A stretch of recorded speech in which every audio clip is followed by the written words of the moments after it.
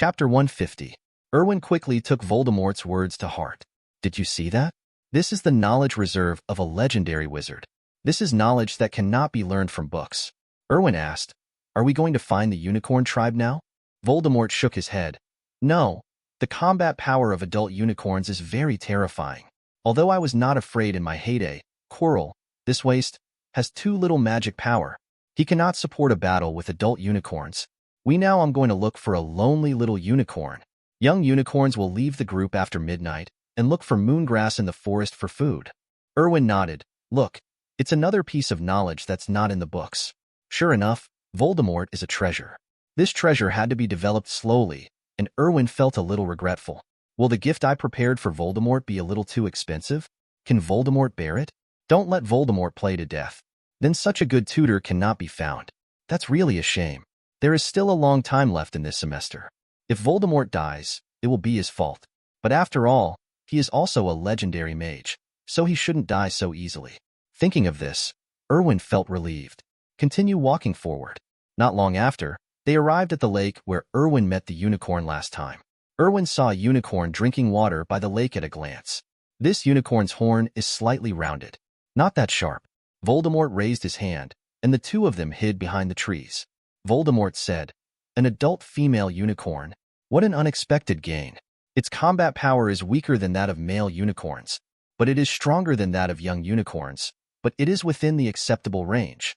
The power of blood, it also contains more magic power than a baby unicorn. It seems that my luck is really good. Erwin, I will attack it in a while. You need to be there to help. Erwin nodded. As you wish, my teacher. I will definitely fulfill your instructions. Voldemort nodded. Then the body turned into a black mist. He ran out directly from behind the tree. Avada eats the big melon. Voldemort's first move was to kill his face. Erwin clicked his tongue in surprise. Good guy. He is indeed an expert in the death curse. The ease with which he can release the death curse is no less than that of Harry Potter's Expelliarmus. The female unicorn who was drinking water immediately sensed the danger. He ran quickly and hid behind a tree. The killing curse hit the tree trunk directly. Leaves marks on tree trunks. However, there was no penetration. Voldemort cursed. Damn it! The release speed of this body is too slow.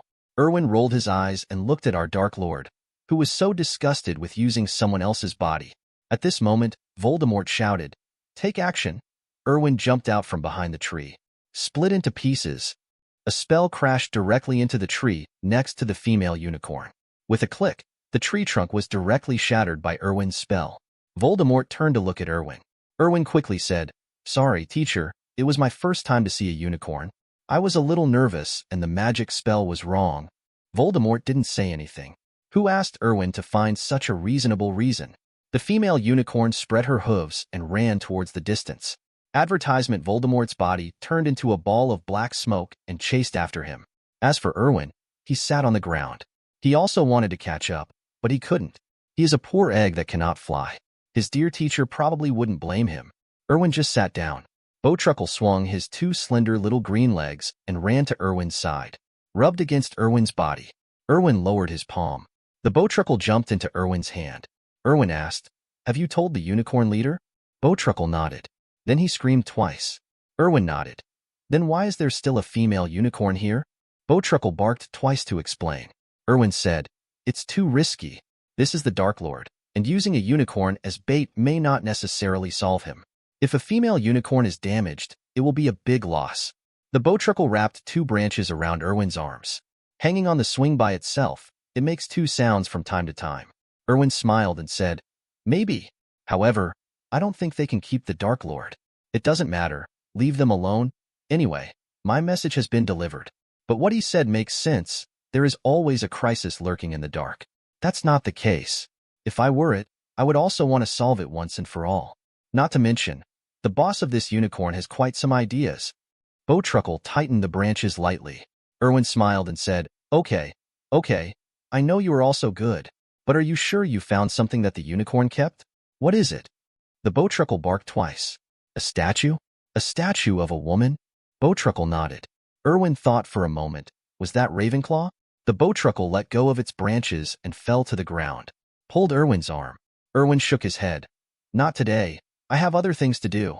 Besides, It doesn't mean much for me to go there now. Let's wait until later.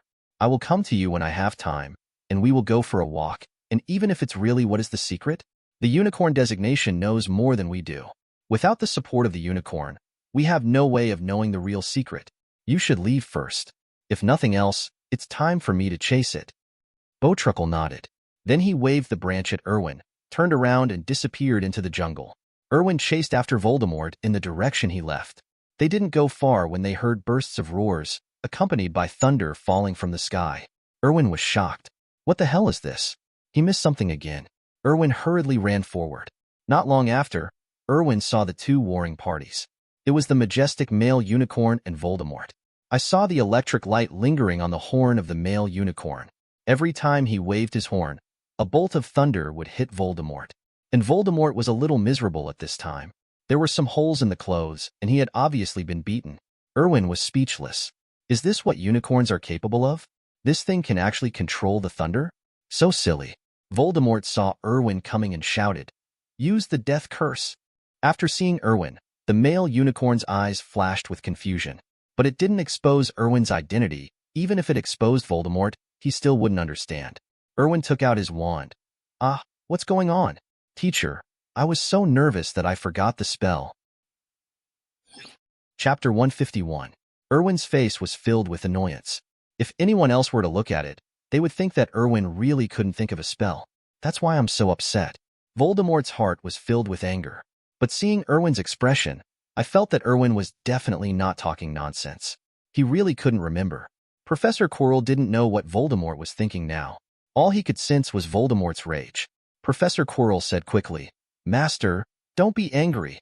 After all, Erwin is still young, and the learning time for the death curse is too short. In addition, this is actual combat. Erwin has never seen a unicorn fight. It's the enemy's way. So it's understandable that I couldn't think of it for a moment." After Voldemort heard Professor Quirrell's voice, I didn't blame Erwin much at all. After all, Erwin was his most proud student, or rather his only student. Whether it was because of Erwin's background or Erwin's own ability, Voldemort recognized it. So with Professor Quirrell's explanation, the anger in Voldemort's heart disappeared. Continue to concentrate on fighting the male unicorn in front of you.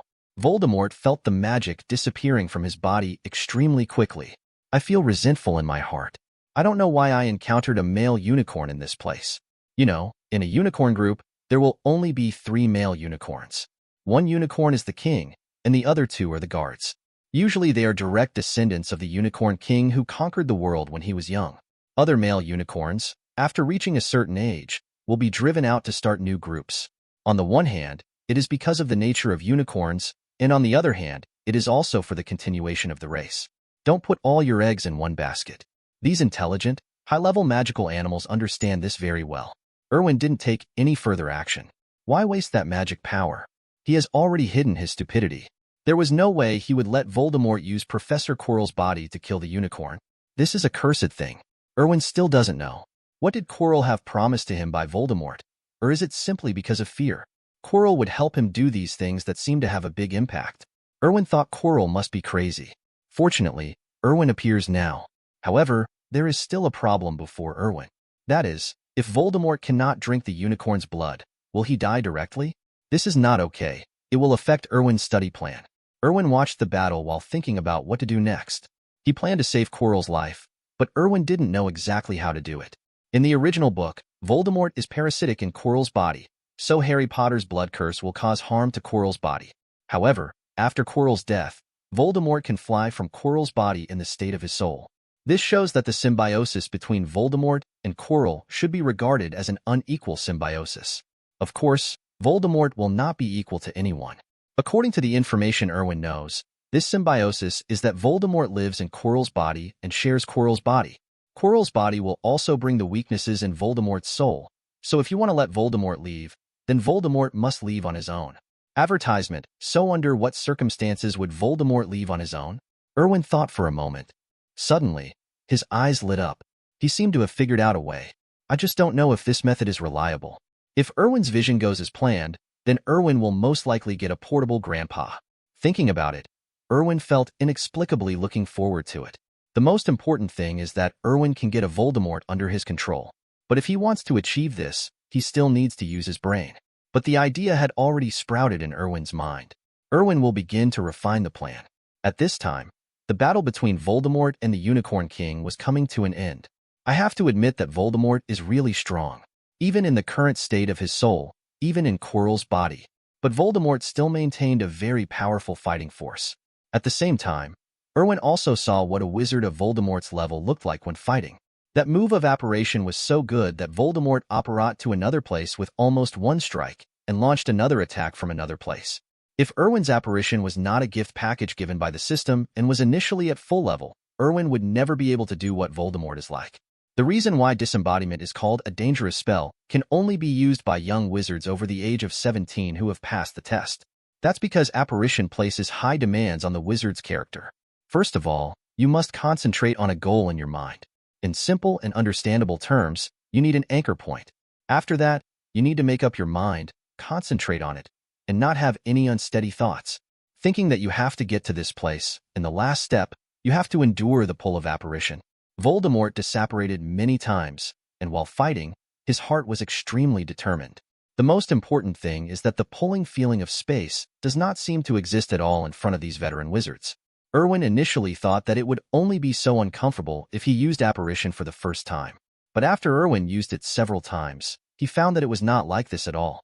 It was not that it was not uncomfortable, but that he had become accustomed to it. In other words, he could lie flat and do as he pleased.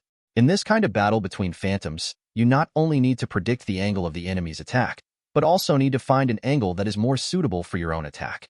The difficulty of this can be imagined. Erwin didn't blink, watching the battle between Voldemort and the Unicorn seriously. This kind of valuable experience is really not something that everyone can have the opportunity to get. Erwin cherishes this opportunity. After all, Snape had told him that for the sake of fairness and justice, Dumbledore would briefly let go of the restrictions between the two of them on the Quidditch field in the subsequent battle between him and Grodya. Two people are allowed to disapparate freely within the confines of the Quidditch pitch. Of course, this is something Erwin has been able to do for a long time, but this is all for the sake of fairness. At the same time, this request was also made by Snape. Snape wanted Erwin's prefect position to be more convincing. There are two types of wizards: wizards who can use apparition and wizards who can't. So of course Erwin also has to accumulate combat experience. Watching Voldemort's battles is the best way to accumulate experience. At this moment, Voldemort disappeared again, and the next moment, he appeared next to Erwin. Lifting Erwin's shoulders, he apparated away again, appeared again outside the Forbidden Forest. Erwin looked at Voldemort and resisted the urge to laugh. "Teacher, you are cheating." Chapter 152. After Erwin finished speaking, Voldemort's face, struck by lightning, became visibly darker. Erwin suppressed a smile. To be honest, Erwin didn't expect the unicorn to have such a move. Thinking of the attack the unicorn unleashed before finally leaving, Erwin couldn't help but feel a little scared. To be honest, it's really scary. As the unicorn's sharp horn flashed with lightning, countless small electric currents wrapped around the horn. Then the next moment, it was thunder washing the ground. That's right, it's really floor washing. The place where they fought just now has turned into a thunder pond. Erwin felt that if the unicorn hadn't been so merciful to him, it might have taught him a lesson. That kind of power is truly terrifying. But Erwin is really greedy, and his strength is really a bit too scary. Is this the true combat power of unicorns? It's no wonder that this thing is rated as a dangerous magical animal. This is no ordinary danger. Erwin shuddered subconsciously. Horrible, terrible. But the power to control thunder is really eye-catching. Voldemort said coldly, "Damn it, I didn't expect to meet a unicorn king in the Forbidden Forest. Today's incident always feels a bit weird. Erwin, you go back first, I need to think about it." Erwin naturally had no objection. "Okay, teacher, I'll leave first," Voldemort said. "Go back and continue to familiarize yourself with the spell of the killing curse. Erwin, you have no experience in actually fighting with the killing curse. I don't blame you, but I don't want it to happen again." Erwin nodded. "Sorry, teacher, I'm so useless." Voldemort sighed. "I can't blame you. After all, you have just started learning. Okay, I need to cultivate my soul power. Within a week, I can't continue to tutor you. Wait until you get the real Slytherin certificate after becoming a prefect. Come see me again." Erwin bowed. "Yes, teacher." Afterwards, Voldemort's consciousness fell into a deep sleep. Quirrell's consciousness returned again. Quirrell said, "Thank you, Erwin." Erwin frowned. Seeing this, Quirrell quickly said, "Don't worry, Erwin. The Dark Lord has fallen into a deep sleep now. He has consumed too much soul power this time. Even he himself probably didn't expect that there would be such a battle." Erwin asked, "So, no one else will know about our current conversation? Are you sure?" Professor Quirrell nodded quickly. "Yes, I'm sure. He used my body to live in my body, so I can feel that his soul is extremely weak at this time. It's like a candlelight in the wind. If you don't nurture it well, it may disappear at any time." Erwin felt slightly calm. Advertisement: this is good news. At least there is no need to beware of Voldemort during this period. As for whether Professor Quirrell would lie to him, Erwin said there was no need to worry about it. The current Professor Quirrell will never lie to Erwin.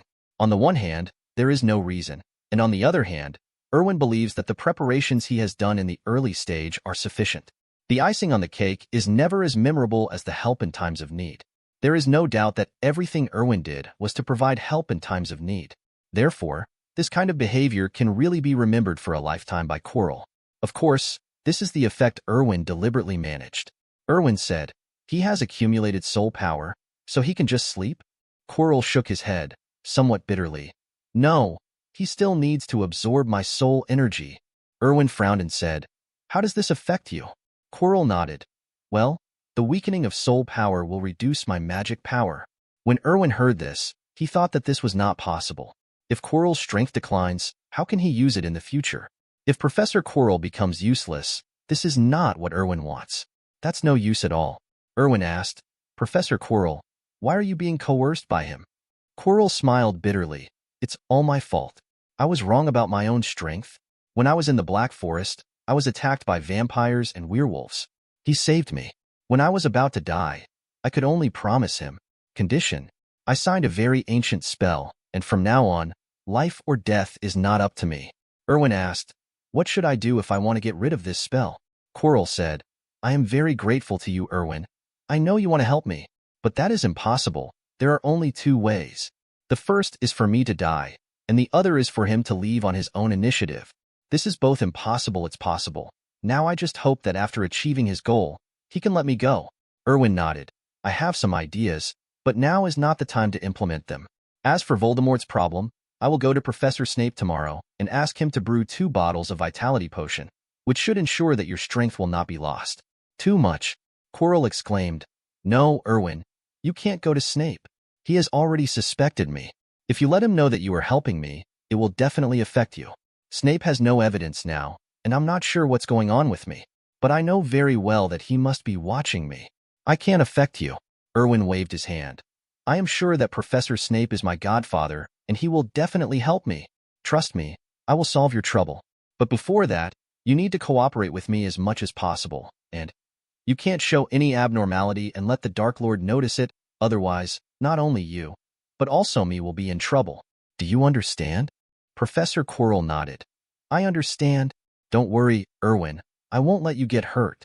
I will try my best to protect you." The corner of Erwin's mouth rose. "Thank you, Professor Quirrell. Believe me, you are a very qualified professor. No, to be precise, you are the most qualified professor in my heart." Quirrell's eyes instantly turned red. The most qualified professor? Professor Quirrell wants to be recognized by others, always. Otherwise, why venture into the Dark Forest? Doesn't he know that the Dark Forest is a paradise for dark creatures such as vampires, witches, and werewolves? Is it their killing ground? Professor Quirrell knew this very well, but in order to improve himself, he still broke into the Dark Forest without hesitation and ended up like this. I really can't blame him. He did his best. All he did was just want to be a qualified and convincing professor. God knows, he was born in Ravenclaw. He has no bloodline, no family, only his own hard work and hard work.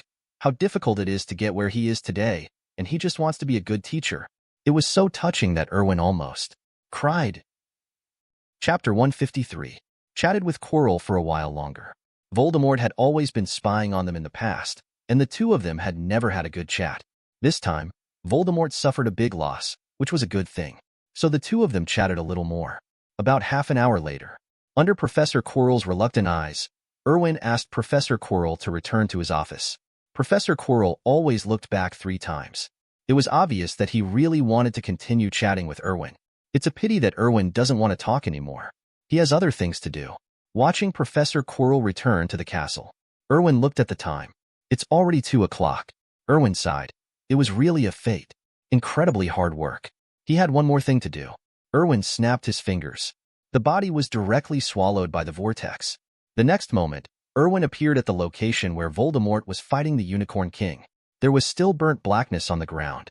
The King of Unicorns was resting under a tree. The moment Erwin appeared, electric light flashed on its horn. Erwin quickly said, "It's me." Hearing Erwin's voice, the lightning on the Unicorn King's horn disappeared. "Little wizard, you are here." Erwin nodded and caught the bowtruckle that jumped over. Then he said, "How is it? You are not injured, are you?" The Unicorn King shook his head, snorted, and stood up from the ground. "It's nothing, just scratched by the gravel flying from the ground. It will be fine soon." Erwin looked at the Unicorn King and saw a small blood stain on his hind leg. The blood had dried by this time. Erwin called it a waste. "This is unicorn blood." Erwin flipped his wrist, and 2 band-aids appeared on his hand. "Here. This thing is produced in Dacia, and it's very effective. It's for this kind of trauma." The unicorn took a look. "How to use it? Have you eaten it?" Erwin scratched his head and then remembered that unicorns don't have hands. "Isn't it embarrassing for the horse to put a band-aid on it?" Erwin said, "Come here. Don't call me. I'll post it for you." The King of Unicorns didn't say anything and walked up to Erwin, exposing his hind legs to Erwin. Erwin was a little shocked. Is it that simple? This guy is a magical animal. He shouldn't have the habit of kicking people like a donkey. Erwin was kicked by a donkey. Of course it happened in the previous life. It hurt so much. Erwin put 2 band-aids in an X shape on the Unicorn King's hind legs. From a distance, it looks like a patch. Not to mention, it's quite funny. After finishing, Erwin patted the Unicorn King's butt. Advertisement, all right. After taking the photo, Erwin was stunned. He swore that he was really smooth. This may be the hand-chewing gene engraved in the bones of Dacia people. Erwin's wand was drawn out, and his armor was ready for protection at any time. If the armor can block the unicorn's thunder. Fortunately, the King of Unicorns didn't seem to mind Erwin giving it a slap on the butt. Erwin felt relieved. "I found a tree stump and sat down. This was broken by lightning just now. Still a little warm. Very comfortable." The King of Unicorns raised his hind legs and felt it. "I don't seem to feel anything different." Erwin said, "This thing is different from potions. It is herbal essence. It can make your injuries heal faster." The King of Unicorns nodded. "We often find healing herbs in the Forbidden Forest. However, many herbs have medicinal properties but are also somewhat toxic." Erwin said, "This is your talent. You can judge the effects of herbs very well. This is a talent that humans will never have. Speaking of which, it is still very enviable." The Unicorn King nodded. "By the way, do you know that dark wizard?" Erwin said, "So be it. An evil guy with only 1 breath left. He needs the blood of a unicorn to save his life, so he will attack you. Your behavior today is a bit reckless. I personally let him bowtruckle and forms you to teach him a lesson in person. He will not be your opponent now, but you actually used a female unicorn as bait. If you are not careful, you may really be killed by him. He is not a soft-hearted person." The King of Unicorns said, "It was indeed my negligence. I didn't expect him to be so powerful. I can feel how powerful he is. It's scary. Fortunately, there is something wrong with his current strength. Otherwise, I would not be his opponent." Erwin said, "In a short period of time, he probably won't come to you again. His current condition is very bad. He now knows that you exist in the Forbidden Forest, so he probably won't set foot in it easily. But you also have to restrain the tribe, and don't let them run around. In case he gets caught, if I can get the news, I will let the hunchback inform you." The King of Unicorns nodded. "Thank you, little wizard." Erwin waved his hand. "It's a small matter, but I don't want creatures like you to be killed." The King of Unicorns said, "No matter what, we appreciate your love, Erwin. I recognize you." Erwin rolled his eyes. "A beast, you admit it has no use. There's no benefit." Before Erwin could finish his rant, the King of Unicorns suddenly lowered his head, and electric light began to flash on the sharp horns. Erwin was startled. What are you going to do? Repay kindness with evil? However, Erwin has not yet waited for his next move. I saw the electric light above the horn getting brighter and brighter. The next moment, a drop of silver-white blood slowly appeared from the unicorn's horn. Then, The blood flew directly into the air, flying towards Erwin. Before Erwin could react, blood fell directly on Erwin's forehead. However, the next moment, Erwin suddenly felt a burning sensation between his eyebrows, and then a ball of red flew out from between Erwin's eyebrows. Just crush that drop of unicorn blood. Erwin was shocked, and so was the Unicorn King. Erwin asked confused, "What are you doing?" The Unicorn King was slightly stunned. "Are you the Dragon Whisperer?" Erwin frowned. "What is the Dragon Whisperer?" The King of Unicorns looked at Erwin in confusion. "Don't you know?" Erwin shook his head. The unicorn said, "Dragon Speaker is a kind of bloodline power. I don't know the specifics. I only know that Dragon Speaker is very powerful. However, your bloodline seems to be inactive. I just said the ritual of the Unicorn Clan is used on you. If the blood is submerged in your body, you will be recognized by all unicorns. Even if you are not from my clan, they will know that you are a friend recognized by unicorns." Chapter 155. Erwin's expression was slightly dazed. "Is this Ravenclaw? The representative of wisdom does not seem very smart." Erwin said, "Wait a minute, let me think about how to deceive you, or how to explain to you if it's wrong." Ravenclaw's face turned dark. Erwin didn't pay attention to this. He is now thinking about how to cheat the inheritance from this Ravenclaw, who doesn't seem very smart. That is the heritage of Ravenclaw. Who knows if there might be something particularly wow-worthy. Just saying that the four giants teamed up to build a huge magical object called Hogwarts Castle is not something that ordinary people can handle. However, before that, he was still a little doubtful about the identity of the Ravenclaw in front of him. Although they look the same, the cards on the stage are indeed worthy of the names of the Big Four. But this intelligence seems to be different from that of Ravenclaw. Erwin hadn't figured out how to fool Ravenclaw yet. Ravenclaw spoke first. "Are you my grandson?" Erwin's eyes lit up. "Hey." This Ravenclaw helped him find a suitable identity. Erwin nodded quickly. "Yes, Grandma. I am your grandson, and I finally meet you." Ravenclaw sneered. "You are a fool. If my grandson were alive, I don't know how old he would be now. You are a little brat, and you don't have a trace of Ravenclaw blood in your body. You say you are my grandson?" Erwin's face turned dark instantly. "Let's be honest. This is definitely Ravenclaw. Look at this clever guy. But can you please stop trying to be clever with him? This makes him look stupid." Erwin asked with a dark face. "So, Your Majesty Ravenclaw, were you just teasing me?" Ravenclaw nodded. "That's right. I'm so bored. Besides, you're quite funny. You actually tried to deceive me in front of me." "No, what you just said was deception. This seems to be a scam. The language of Xia. You actually understand the language of Daxia. It surprises me." Erwin's face darkened. To think that Erwin had been laying the path to invincibility since he was 6 years old. And now he let this woman, no, this female ghost fool him. Open the door. He doesn't want to inherit anymore. He wants to get off now. What the hell? Don't children have human rights? A flash of light flashed in Ravenclaw's eyes. "From your expression, I can see that you are very angry. Is it because I teased you? So, you want to leave now?" "No, you are reluctant to leave.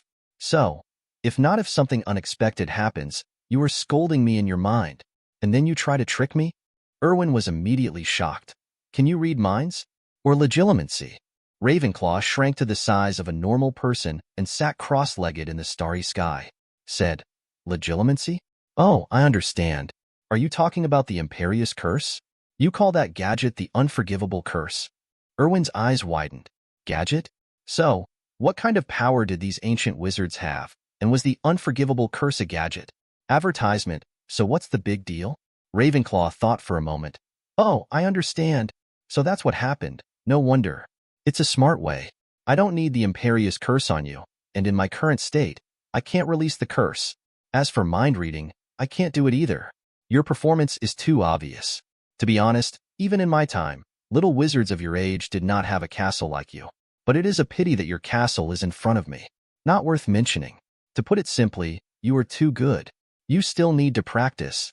The corners of Erwin's mouth twitched slightly. What is the purpose of the Ravenclaw NPC? Blow players? Ever since this NPC appeared, nothing has gone smoothly for Erwin, being laughed at and teased all the time.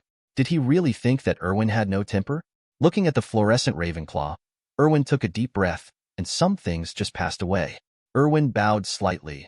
"Your Majesty Ravenclaw, your wisdom really impresses me." Ravenclaw smiled and said, "Haha, little wizard, You are so interesting. Are you planning to please me, praise me, and then draw our relationship closer and plot my inheritance? The quality of the young wizards currently recruited by Hogwarts, are they all this tall? Erwin was helpless. This Ravenclaw is really too much. In front of Ravenclaw, Erwin was like a toad without a brain. Yes, it was Neville's toad, let alone using his brain. Erwin felt like everything about him had been seen through. Ravenclaw saw that Erwin didn't speak, said, "Okay, you don't need to be discouraged. In fact, you are already very good. Even my daughter can't compare with you. By the way, tell me about my daughter. Will she die of old age?" Looking at Erwin with a confused expression, Ravenclaw said, "Oh, I forgot to tell you that although my consciousness is sleeping, I have left some small means to let me know how many years have passed outside. After so many years, it is impossible for my daughter to still be alive." Erwin asked, "Then why doesn't your majesty think she has a way to eternal life?" Ravenclaw shook his head. "It's impossible, eternal life. Only 2 people have achieved eternal life in the true sense. Forget it, let's not talk about this. Tell me about my daughter, I'm very curious. She should come here herself, but she didn't come." Erwin took the inadvertent revelation from Ravenclaw to heart. Eternal life? Or 2 people? Who is it? Erwin also wants eternal life. Who would want to die if he could live? Erwin wished he could live to be 10,000 years old. However, Erwin is very sensible and knows that true immortality does not exist. Therefore, he never pursued it. But now he seems to have really gotten a clue to eternal life. From Ravenclaw, Erwin was sure that he could get more information. But now, you should still serve this old ghost. Otherwise, Erwin can be sure that with this bad taste, Erwin Mao will not even know a thing. Erwin thought about it for a moment, and then said, "I'm sorry to tell you that your daughter will not die of old age." Ravenclaw's expression became slightly depressed. After thinking for a moment, he said, "Did Barrow kill her?" Erwin's eyes widened. "You know?" Ravenclaw shook his head. "No, I'm just guessing. Barrow loves Helena deeply, and I asked Barrow to find Helena. If Barrow hadn't killed her, she would have returned to Hogwarts. Now, see me. However, she didn't come back, so the only possibility is that Barrow kills her. Isn't this something easy to analyze?" Chapter 156. Erwin thought for a long time and finally accepted a setting. Ravenclaw is really smarter than him. Although Erwin should be able to analyze these things, if he doesn't know the truth. But it can't be as fast as Ravenclaw. This old ghost doesn't seem to be a human being. His brain is like a computer running at high speed. Erwin said doubtfully, "I think if you continue to know this and analyze so much, then you should know that Barrow's character is very paranoid and stubborn. If you ask him to find Ms. Helena, this is not a slap in the face. Dog." Erwin has actually always had this question. It was obvious that Barrow was already in love with Helena. This situation and Barrow's stubborn temper made Erwin even suspect that Ravenclaw planned to kill Helena. Ravenclaw said, "It's very simple. It is precisely because of Barrow's love for Helena that he is the one who wants Helena back most besides me. He will give everything for Helena's return. So Barrow is the most suitable candidate. Unfortunately, people are unpredictable. Even though I thought of everything, I ignored Helena's character and the conflict that would break out when her 2 personalities collide with Barrow. I harmed Helena. If I guessed correctly, Barrow should have followed Helena." Erwin nodded. "Well, now Barrow is the ghost of Slytherin. He is in the castle and has a very bad temper. Helena is also in the castle, wandering in Ravenclaw. I have to say, even if she has become a ghost, but Ms. Helena is still so beautiful and has extraordinary temperament." Ravenclaw smiled and said, "Of course, that is my daughter. My proudest daughter."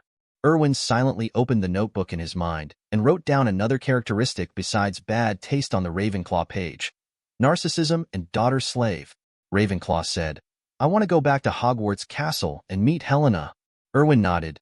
"Yes, let's leave sometime. You shouldn't need a flying broom." Ravenclaw rolled his eyes. "Sure enough, this guy is quite vindictive." Ravenclaw said, "I need your help." Erwin said, "Then I will take your statue away soon." Ravenclaw said, "The statue is not the carrier of my consciousness. This house where I live is." Erwin said, "Then I can't help you, your majesty, you know. I can't carry a house." Ravenclaw was helpless. She was a little suspicious that Erwin was playing dumb. Ravenclaw said, "I said, this is just the carrier of my consciousness. I can change it." Erwin said, "Aren't you going to take away the statue? As your admirer, I can help." It's just a statue. I think it's fine. Ravenclaw shook his head. No, the statue cannot carry the power of my consciousness. Otherwise, I would not find this place outside of Hogwarts as a carrier of my consciousness. I need something that can carry my power. Erwin groped his chin. Then his eyes lit up. Yes, I have a treasure. I believe it can meet your requirements. As he said this, Erwin flipped his wrist. To Erwin's surprise, the space ring was effective in this place. The next moment, the copper pipe Gatling appeared in front of Erwin. Let me introduce, this is my good partner. The good brother who I trust with my life. Usually I use it to take other people's lives. How about this thing? It can be called a divine weapon. Ravenclaw's face darkened. Advertisement. She finally discovered Erwin's annoying side. Boy, are you pretending to be stupid with me? Erwin put away Gatlin and rolled his eyes. Your Majesty, you were the one who pretended to be stupid with me first. Even magical animals know that asking for help requires payment. You just opened your mouth and let me work. Do you think it is reasonable? Erwin has indeed been playing dumb. To be more precise, Erwin is taking revenge. This Ravenclaw is nothing. Let him play like a fool. Of course Alvin is back with a vengeance. Ravenclaw said, Don't you want an inheritance? I can give it to you. Erwin said, Your Majesty, let's not talk about whether this inheritance is of use to me. I don't even know what it is. You just gave me a price. Isn't this a dead check? Ravenclaw said, You can't know what inheritance is now. Because even if I want to give it to you, you must withstand my test. This is the rule I set at the beginning. Unless your strength exceeds mine, otherwise, you can't avoid this rule. Even I can't ignore this rule now. But what I can tell you is that this inheritance will benefit you a lot. Erwin shook his head. What you said is too vain. Compared with your crown, the benefits are obviously not proportional. Ravenclaw said, You guessed what I need? Erwin said, Isn't this very simple? Your Majesty, I admit that you are very smart, but I am not stupid either. The only items I can think of that can carry the power of your soul are the treasures left by the 4 giants. So, the answer is already obvious. Ravenclaw nodded. Interesting. What if I add the heritage of Hufflepuff? Erwin's heart throbbed violently. Hufflepuff heritage? In addition to the inheritance of Ravenclaw, there is also the inheritance of Slytherin that is about to be obtained. In the inheritance of the Big Four, he got 3. It seems like this deal can be done.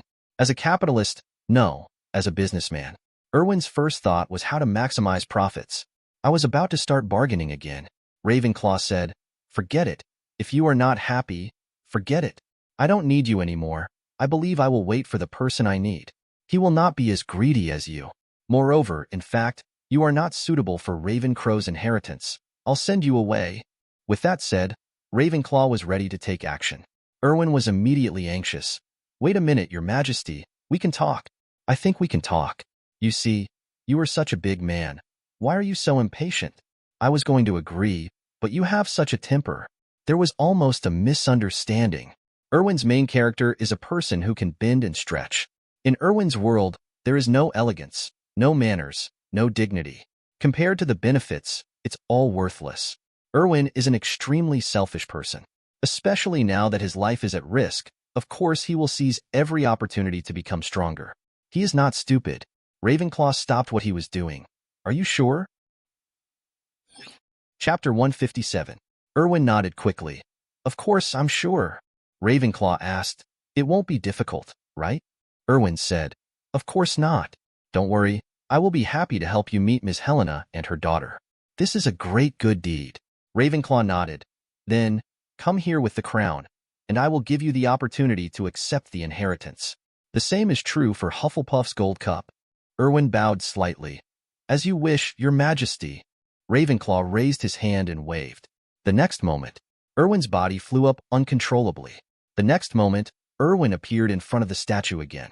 The King of Unicorns on the side was nudging him with his head. Erwin was staggered. What are you doing? The King of Unicorns stopped moving. Are you awake? You seem to have fallen asleep just now. You fell asleep standing up. I thought only equine creatures like us could do this. Can humans do it too? Erwin was stunned for a moment. How long have I been asleep? The King of Unicorns thought for a moment. An hour? I don't know. We have no concept of time. Erwin said, Okay, I understand. I'm going back first. It's getting late. Thank you. I will come here again in the future. The Unicorn King nodded. Well, I will temporarily hide with the tribe to avoid the dark wizard. If you need to come here by yourself, that's fine. Erwin smiled and said, "Thank you very much." Then, Erwin lightly snapped his fingers. The next moment, he had returned to his dormitory. After Erwin left, in the eyes of the Ravenclaw statue, a burst of starlight flashed past. In that space of starry sky, Ravenclaw looked interested. Interesting little guy, the Dragon Whisperer's bloodline, plus that person's bloodline. These two bloodlines can actually appear in one person? What on earth does he want to do? It's so interesting. Moreover, it seems that he also stole part of the character. Is it Gryffindor's authority? Has someone already passed on the Gryffindor heritage? It's really interesting. I hope that little guy can find the crown soon. Should we let him get the inheritance by then? But still, it's a bit simple. I just believe whatever I say. It's so fun. The Ravenclaw had a smile on his face.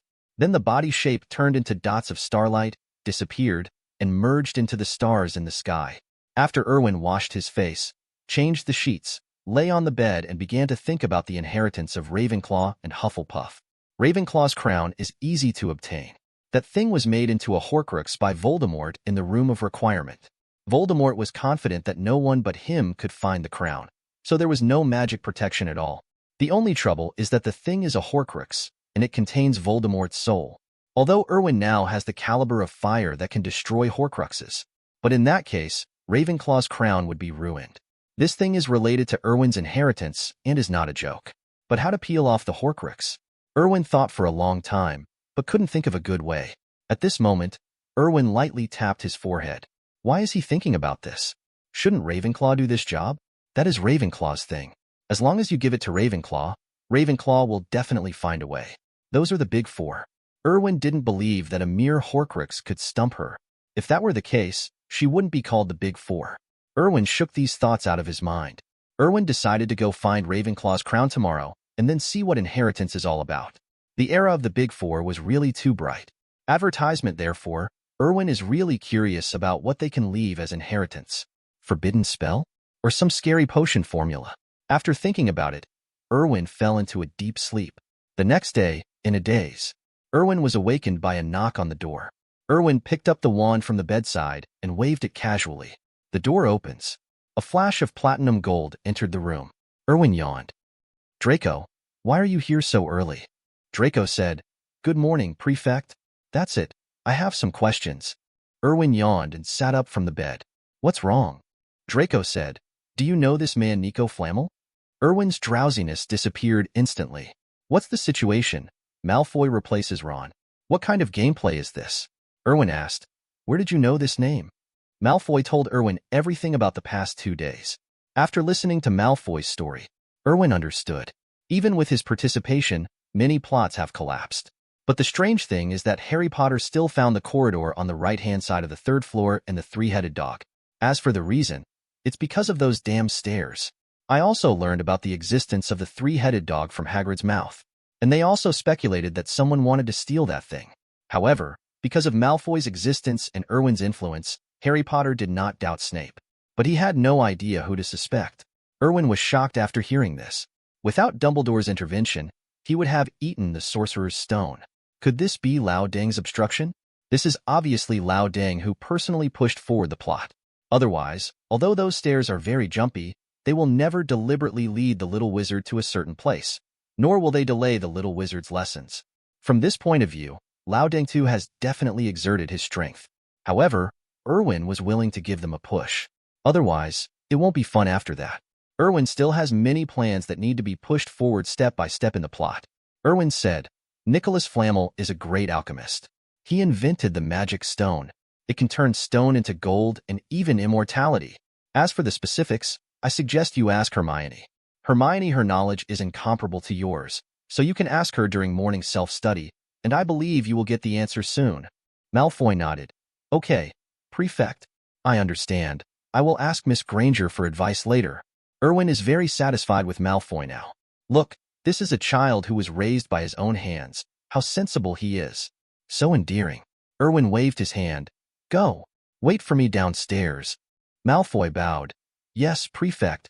After washing my face and brushing my teeth, Erwin straightened his somewhat uneven collar. Looking at himself in the mirror, with a smile etched on his face, Erwin opened the door to the dormitory. At the door, Charlotte and several other hidden prefects were already waiting. Seeing Erwin coming out, he quickly bowed. "Good morning, prefect." Erwin nodded. "Everyone, let's welcome a new day." Chapter 158. A group of hidden prefects looked at Erwin with admiration. Erwin was walking in front, and they followed closely behind. When they came downstairs, all the little snakes were ready. I saw Erwin coming down with a group of hidden prefects. He stood up quickly. "Prefect." Erwin nodded. Then a group of little snakes left the common room in a mighty manner. Wherever he passed, everyone retreated. This is Slytherin today. Even Gryffindor, who has always had a grudge against Slytherin, now has to look enviously at these little Slytherin snakes. Coupled with Ron's incident, these Gryffindor little lions always felt that they couldn't hold their heads high in front of Slytherin. After all, Ron really went too far.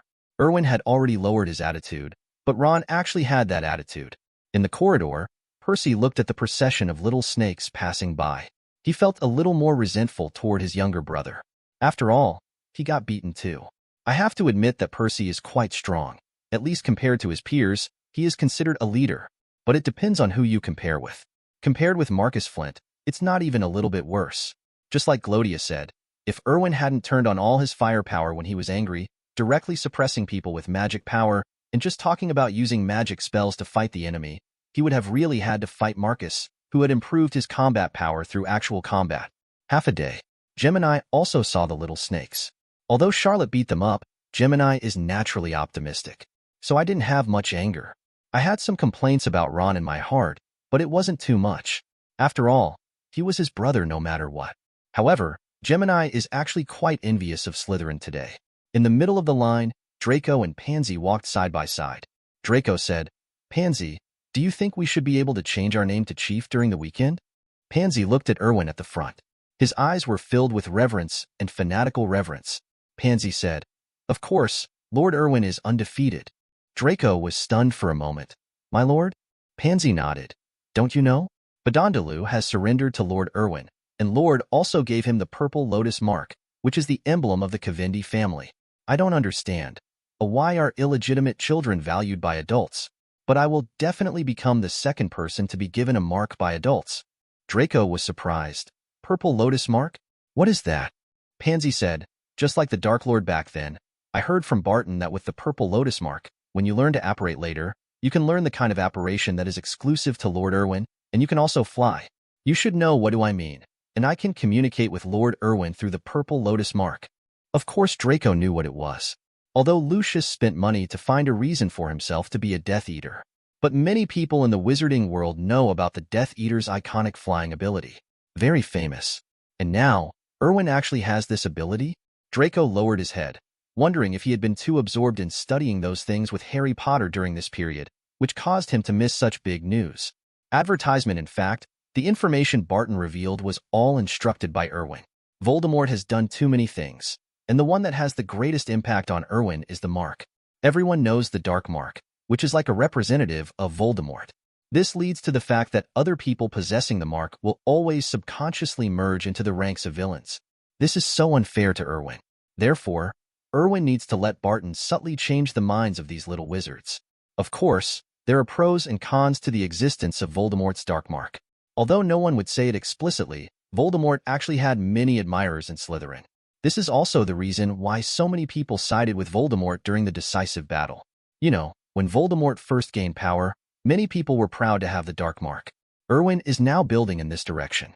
But this matter has a long way to go. After Erwin became Slytherin's real prefect and the only chief of Slytherin, some things naturally fell into place. Didn't you notice that Pansy was already impatient to ask Erwin to give him the purple lotus mark? Pansy saw that Draco didn't speak. He asked curiously, "What are you thinking about? Why don't you speak?" Draco looked at Pansy and said, "Pansy, although we have a very good relationship, I want to tell you that the second person to be given the purple lotus mark will definitely be me, Draco Malfoy." Pansy was stunned for a moment, then sneered. "Just you? Why do you? You play house games with Harry every day. Why do you get the purple lotus mark planted by Lord Erwin?" "I don't know." After saying that, Pansy raised her proud head, turned around and left. Draco was so angry. If Erwin hadn't repeatedly ordered that there be no noise in the team, he would have dragged Pansy into a discussion now. What is playing house? Pull that three-headed dog out and scare you to death. You be asterisk asterisk asterisk asterisk asterisk D. Draco didn't bother arguing with Pansy right now.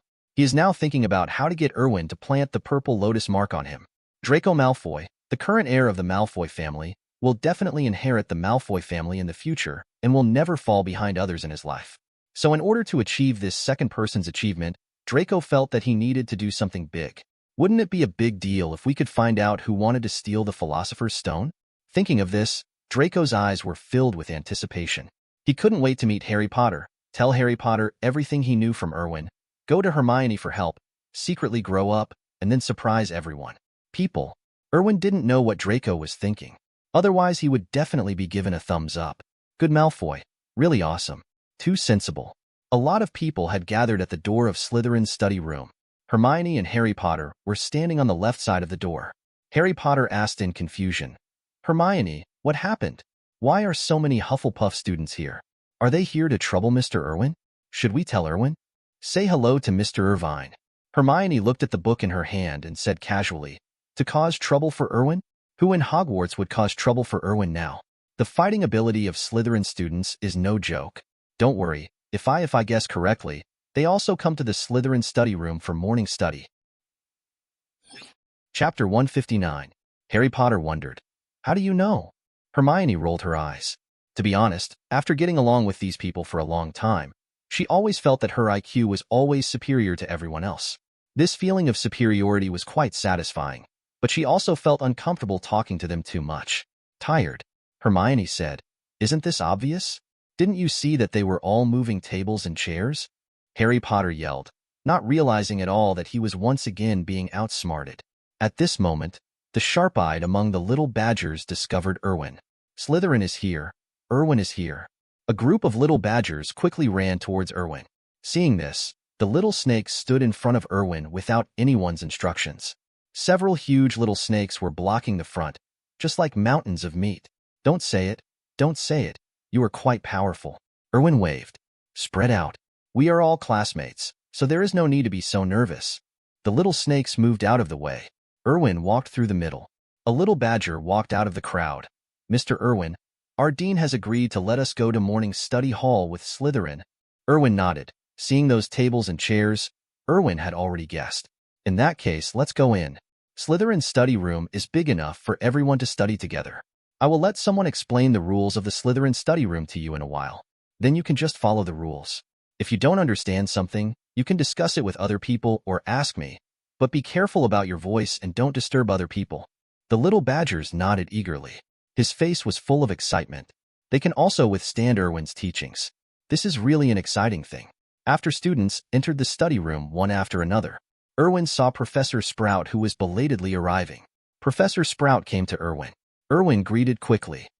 Good morning, dear Professor. Professor Sprout smiled and said, Little guy, I leave those children to you. I feel relieved to leave them to you. I believe that under your guidance, their studies will make rapid progress. Just like others see it's the same as Litland students, but you can't hide your secrets. Erwin smiled and said, Of course I don't know what the professor said.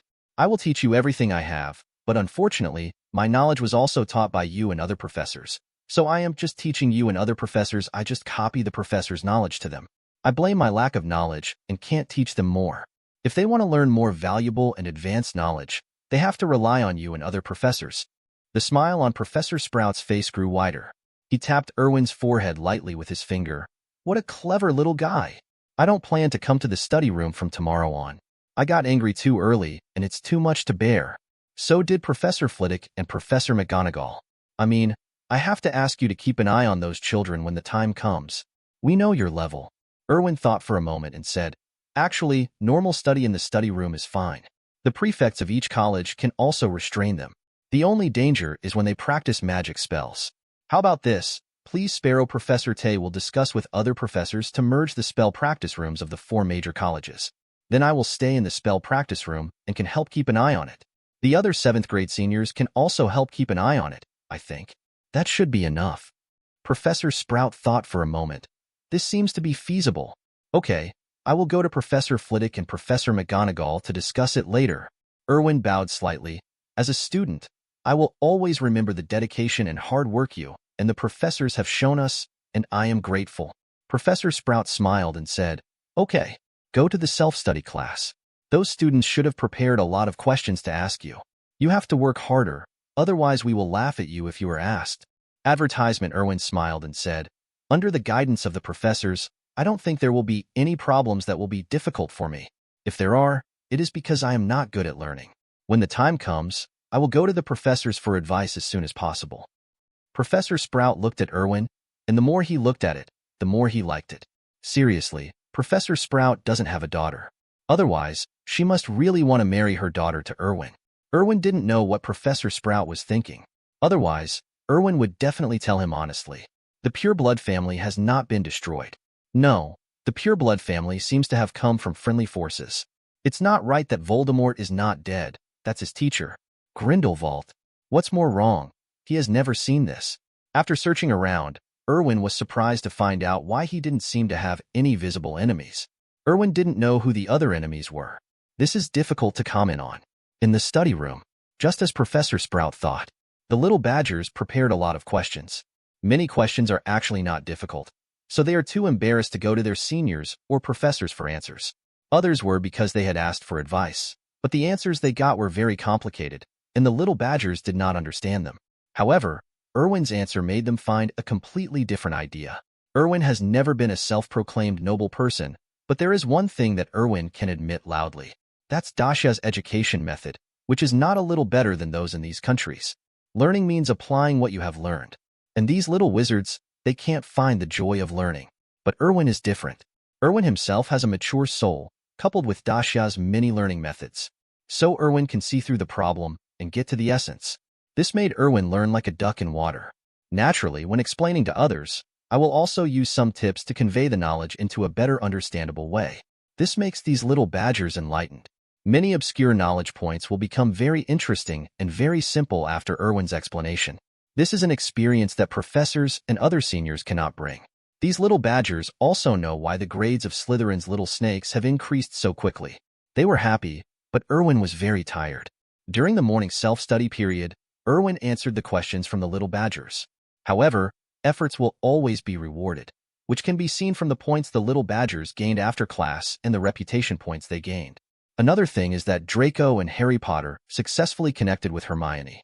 Hermione has a spirit of exploration in her heart, so she happily joined the exploring duo. The plot is slowly moving forward in a very strange direction. Chapter 160. It's just that the original trio, Ron became Draco. The most commendable thing is that this trio is a Slytherin trio. Although Harry Potter is from Gryffindor, Hermione is from Ravenclaw. But he has a strange sense of belonging to Slytherin. However, no matter what the outcome was, things always went in the direction Erwin expected. Although the plan to create a Slytherin savior has not been completely successful, the seeds are now taking root and sprouting, and the day of harvest is close at hand. After the morning class is over, before heading to the auditorium, Erwin opened his personal panel and checked it out, mainly focusing on the column of reputation value. Current reputation value, 26,800. Erwin smiled. I resisted the idea of wanting to spend a lot of money in a lottery. The system has said that there will be a holiday lottery on Christmas, and the prizes will have a higher chance of winning. Erwin planned to save it until the time came when he could take it all in one breath. With so much reputation, shouldn't he be given the chance to become a god? Set a small goal to save 1 million reputation points before Christmas. Just smoke it in one breath and enjoy it. Make a big wave. If Erwin follows Erwin's idea and waits until the weekend to win the chief position, Erwin's reputation will skyrocket. If it's 1 million, it's actually possible. It seems like it's probably, but there's really a slight possibility. Of course, this requires Erwin to use some small means. After eating, Erwin lay on the grass by the Black Lake, enjoying the noon sun. Sleepy. To be honest, Erwin may have an older mentality now. He actually likes to bask in the sun. Especially the sunshine in this season is not too hot. It hits the body and makes one feel lazy, making people want to stay here all the time. Moreover, who in the family knows the gold content of Black Lake? The grass beside the lake grows really well, and there is a faint grassy fragrance. Erwin said that he really liked this place. In a daze, Erwin fell asleep. Until, the magic power in Erwin's body suddenly surged strangely. Erwin woke up suddenly and opened his eyes. A white figure is sneaking towards this side. Erwin was happy. Beth, can you come here openly? Although the grass in Black Lake is very high, your butt cannot be blocked by grass. You, a unicorn, use this come here. Your posture is too ungraceful. In the grass, Beth stood up. He shook off the scraps of grass stained on his body. There was some irritation on his face. Then he rushed directly towards Erwin. Erwin's eyes widened instantly. Don't. However, the next moment, Beth still bumped into Erwin. Erwin looked down at the horn beside his waist and felt that his back was soaked. Is this rude thing really a unicorn? Erwin felt grateful for his waist. Young unicorns cannot control large-scale thunder and lightning, so all their combat power is on the somewhat rounded-looking unicorn. Advertisement, although this thing looks quite round. In fact, it is a sharp object. Erwin touched Beth's head. Okay. Be good. I won't laugh at you anymore. Beth's hoof tapped lightly on the ground twice. Express your dissatisfaction. Erwin smiled, knelt down and stroked Beth's head. Beth leaned on Erwin's hand with a look of enjoyment on her face. Look, how coaxing it is. Erwin asked, why did you come here suddenly? Didn't your father say he would take you to hide for a while? Beth chirped twice. Erwin understood. I see, your father is right. He doesn't dare to come out during the day. You are still safe during the day, but you will have to go back to the forest after a while, and you can't run around. During this time, you're not safe. You'll be fine in 2 months. Then you don't have to worry about that anymore. You can play however you want. Beth nodded, leaning against Erwin. Erwin also lay back on the grass, and Beth lay quietly next to Erwin. One person and one unicorn form a unique landscape on the edge of the Black Lake. However, Erwin ignored one problem. There are many students on the edge of the Black Lake, so it only takes about 10 minutes. The news that a unicorn came to the edge of the Black Lake was known to all the students at Hogwarts. Even the professors were alarmed. In the corridor, a group of students watched from a distance, and no one dared to approach. Only dared to discuss in a low voice. Is that Erwin? Does he actually have a unicorn pet? It's so enviable. Looking at it as white as satin, I really want to touch it. What does a unicorn feel like? Is it the same as a cat? Who knows? I've never heard of anyone being able to bask in the sun with a unicorn. Even the few witches recognized by unicorns in history don't seem to have this kind of treatment. How do you know there isn't one? Then how do you know there is? The two little lions started to argue. On the other side, Draco glanced at the two little lions with disdain. The ridiculous lion will tear away those useless things. If there is any, it has nothing to do with them. They are boring lions, poor in studies, and like to discuss useless things. Sure enough, only he, Draco Malfoy, Harry Potter, and Hermione were Erwin's right-hand men, and they were already thinking about uncovering the hidden conspiracy on campus. Much smarter than these stupid lions. Draco thought for a moment and asked Pansy on the side. Pansy, didn't you say that unicorns will only be close to wizards with pure hearts? Why can prefects be so close to unicorns? Pansy shook her head. He looked at Erwin with even more reverence. It was like seeing a god. I don't know either. Draco's eyes lit up slightly. Tell me, is there a possibility? Is Prefect Erwin a woman? When Draco said this, his face was full of gossip. It's like seeing through some great secret. Pansy rolled her eyes. Draco, have you really become as stupid as those lions after being with Harry Potter for a long time? Harry Potter started to become smarter, but you started to become stupid. I should tell the prefect and send you to the school doctor to have your brain checked to see if someone filled your brain with splendens while others were not paying attention. Draco was immediately anxious. What are you talking nonsense? Am I wrong? Everyone knows that a unicorn is close to a wizard with a pure heart. Otherwise, how can you explain that a prefect can be close to a unicorn? There is only one possibility. The prefect is a woman. Pansy said angrily. Fart. The prefect is a man. Draco rolled his eyes. You know that? Pansy said. I just know, I saw. Pansy's words stopped abruptly. Hey. Chapter 161. Draco's eyes lit up. What did you see? Pansy's face turned slightly red. No, it's nothing. Draco didn't know why at this time, but his clever brain suddenly took over the high ground. If you can't tell, then you are lying. The prefect is a woman. Pansy suddenly became anxious. The prefect is a man. Okay, let me tell you. Once the prefect was taking a bath in the prefect's bathroom upstairs, and I accidentally saw it. Draco looked strange. Accidentally? If I remember correctly, there is a bathroom exclusively for Slytherin prefects. Apart from Prefect Erwin, only Prefect Glodia can go there. That place is quite remote. What are you going to do there? What? Pansy's face turned red. If you want to take care of it, just leave it alone. I'll go find the prefect, Pansy said and trotted away. Draco looked at Pansy, who was running away in panic. He thought for a moment, then suddenly his eyes widened and he murmured, Pansy, you actually peeked at the prefect taking a shower? Draco seemed to have discovered some big secret. If Erwin wasn't involved in this matter, he was afraid that Erwin would silence him. He really wanted to share this news with everyone he knew. After all, if you don't share your secret, no one will know that you are holding a big secret. Of course, this was just a joke, and Draco wasn't actually a talkative person. However, Draco didn't notice. Behind him stood a person. At this time, his face was filled with coldness. There was a faint murderous aura surrounding him. Draco shuddered subconsciously and turned around to look, smiling. Hermione, you're here. Are you also here to see the prefect and the unicorn? Hermione ignored Draco. He raised his feet and ran directly towards the edge of the Black Lake. Draco looked at Hermione leaving, shaking his head. Weird girl, troublesome creature. Let's go find Harry. I wonder if Harry has discovered anything new. Thinking of this, Draco turned around and looked for Harry Potter in the crowd. As for unicorns, he's not interested. He likes dragons. The dragon is supposed to be a manly romance. Erwin, who was lying on the ground touching the unicorn, suddenly felt the mane on Beth's body explode. Erwin opened his eyes in confusion and turned to look.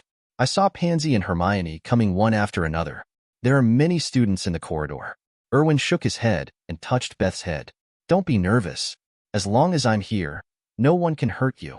They are my classmates. Look at the big fuss you are making. Beth chirped. Erwin laughed. You still want to protect me. Don't worry. I don't need your protection. Just be obedient. Beth rubbed Erwin's leg affectionately. Then he called Erwin twice. Erwin nodded. Okay, you go back first.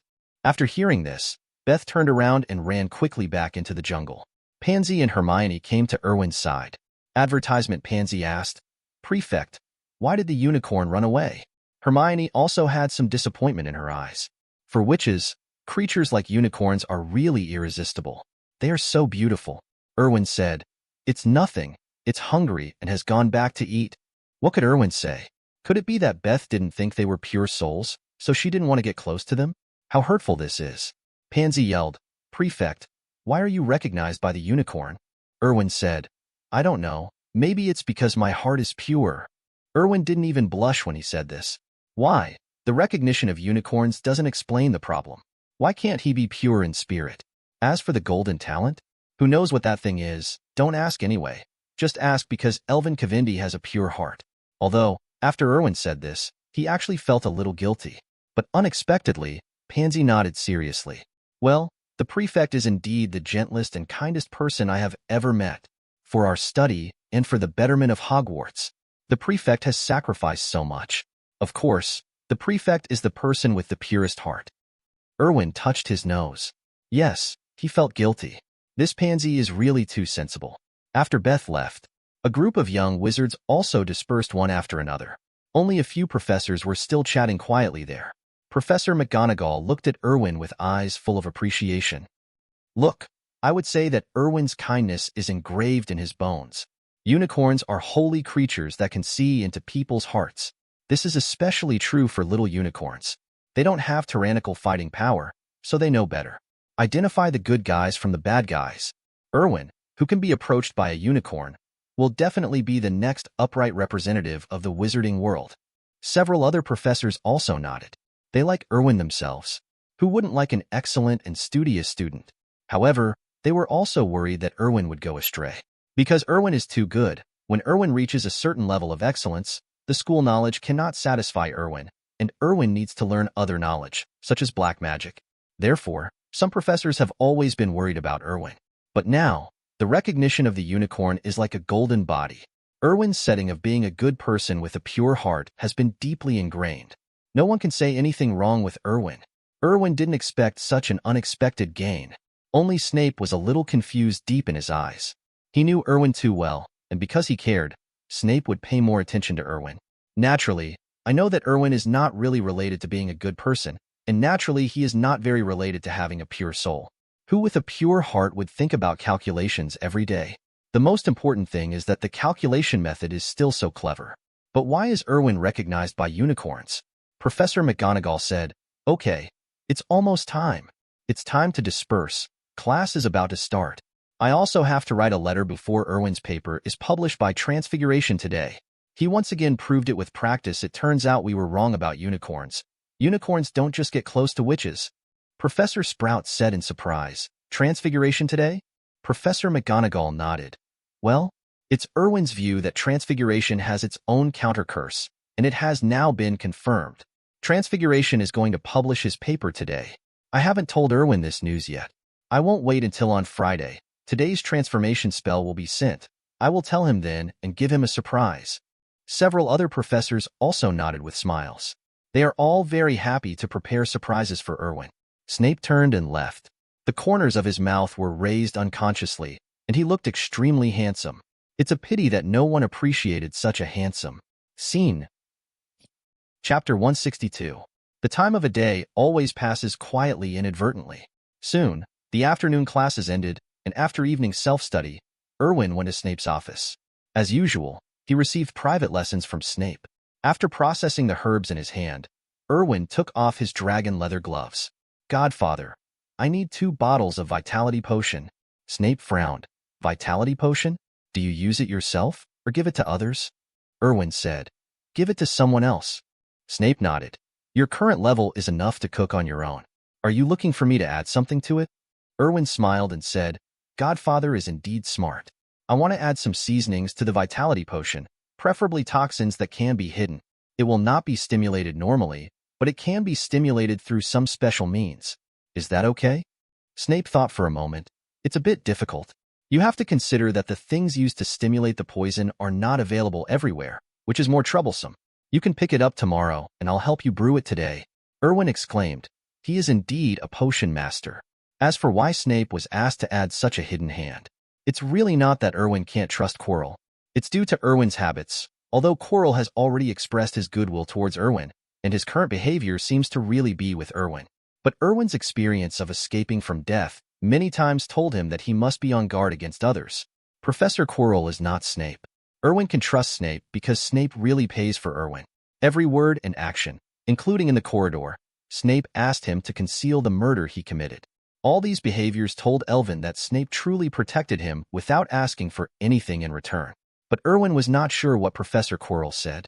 Therefore, there is no harm in leaving some tricks behind.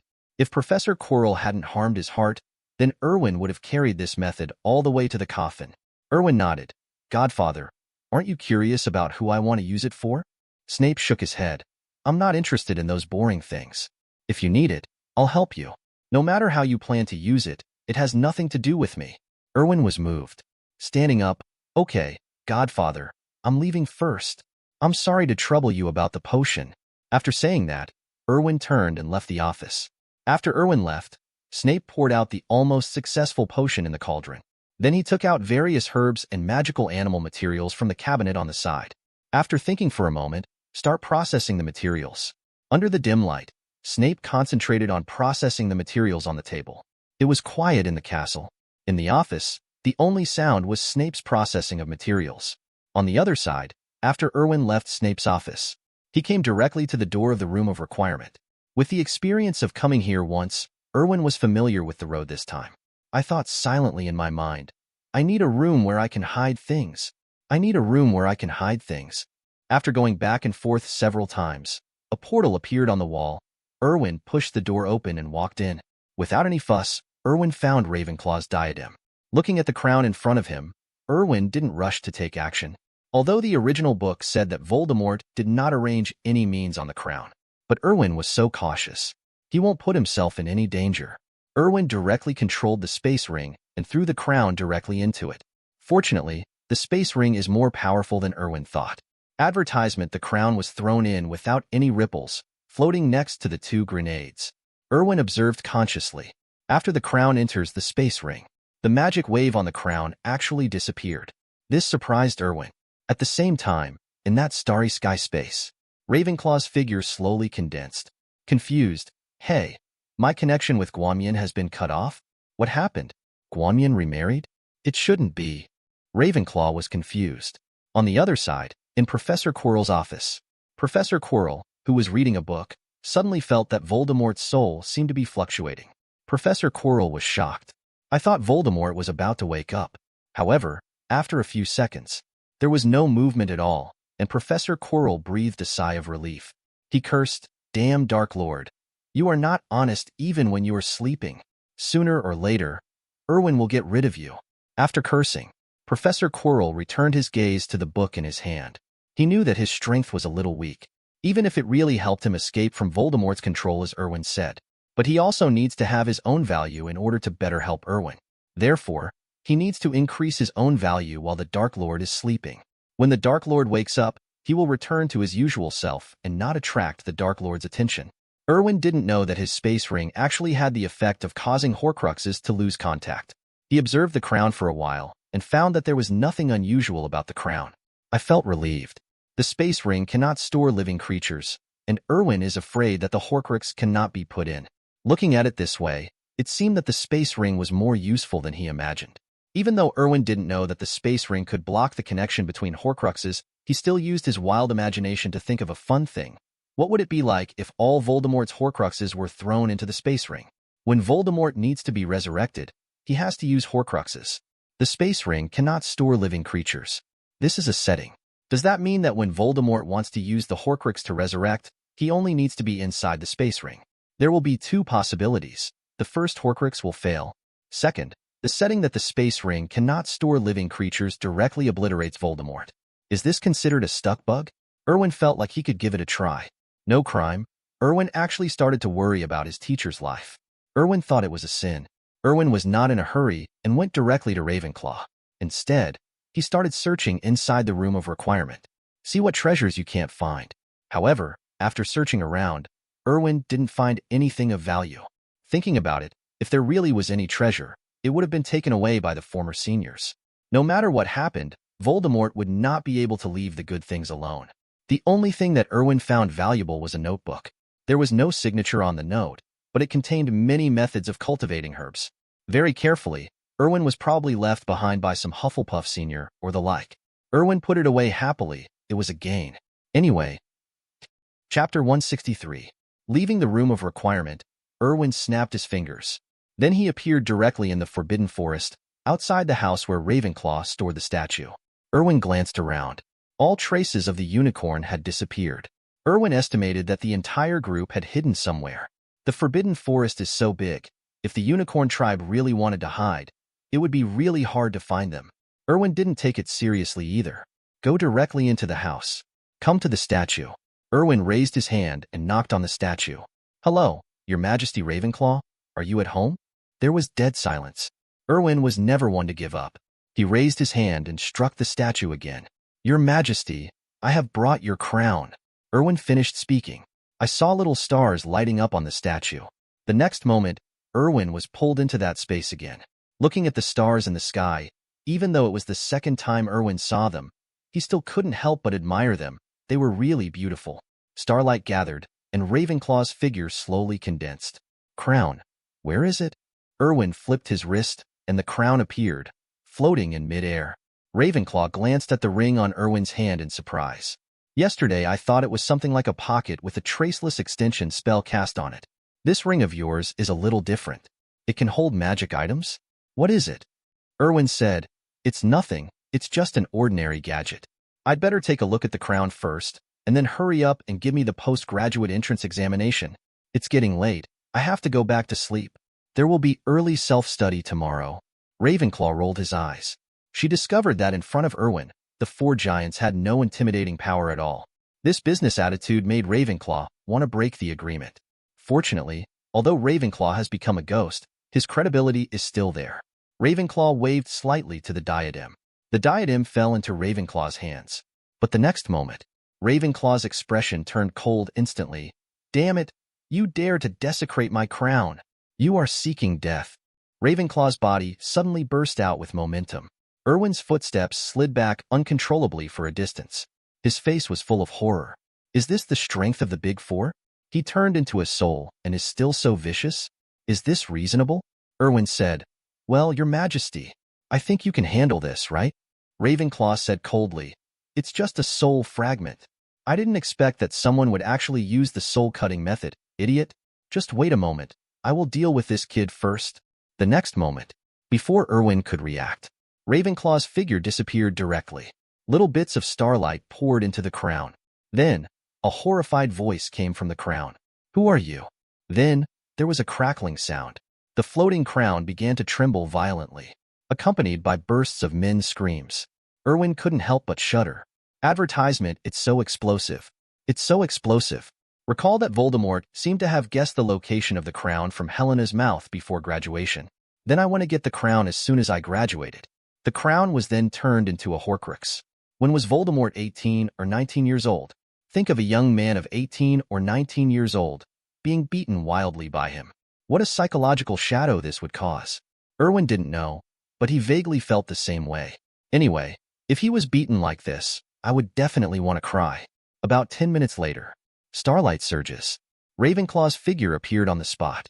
There was also a young man in his hand. Erwin looked at the young Voldemort and felt a little disappointed. In fact, Erwin was quite curious. People said that Voldemort was very handsome when he was young. But now it seems that this guy with a bruised nose and swollen face doesn't look very handsome. If he wants to see whether Voldemort is stronger or weaker than his own appearance, Erwin can only wait until next year to see Tom in the diary. Anyway, I really can't tell what this Tom looks like now. Blue and purple with facial features on it? It seems a bit impolite to describe it this way, but it fits the current situation very well. Erwin silently mourned for his poor teacher, silently flipping through the notebook in my heart.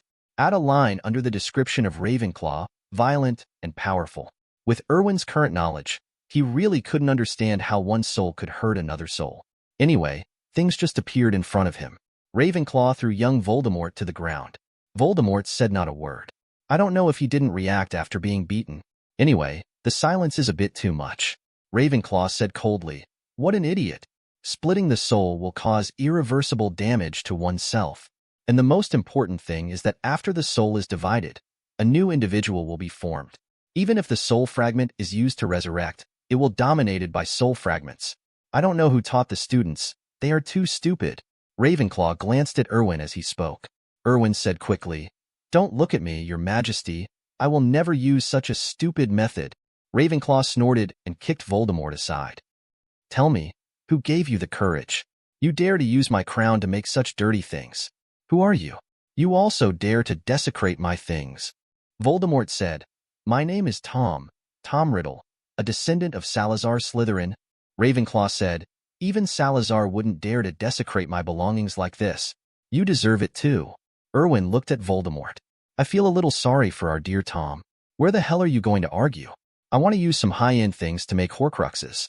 Under normal thinking, the relics of the four giants are undoubtedly the best choice. But who knows what will happen to me? Erwin felt that he had done something wrong. If it hadn't been for him, Voldemort would not have become a spirit and would have had to experience domination. Erwin asked, "Well, Your Majesty, what are you going to do with this soul?" Ravenclaw said, "What's so easy to do?" After speaking, Ravenclaw tapped his finger lightly. The next moment, starlight gathered at the fingertips and rushed directly towards Voldemort. Voldemort's eyes widened, and he opened his mouth to say something. However, the next moment, starlight flooded his body, and Voldemort's Horcrux turned into a ball of black smoke and disappeared. Erwin swallowed. Long D Cave is so scary, but this move is so cool. Erwin's eyes lit up. "Your Majesty, can I learn this?" Ravenclaw looked at Erwin in confusion. "You want to die at such a young age?" Chapter 164. Notice in advance that you will have a day off on the 9th or 10th to recharge your batteries. Erwin groaned, but didn't react for a moment.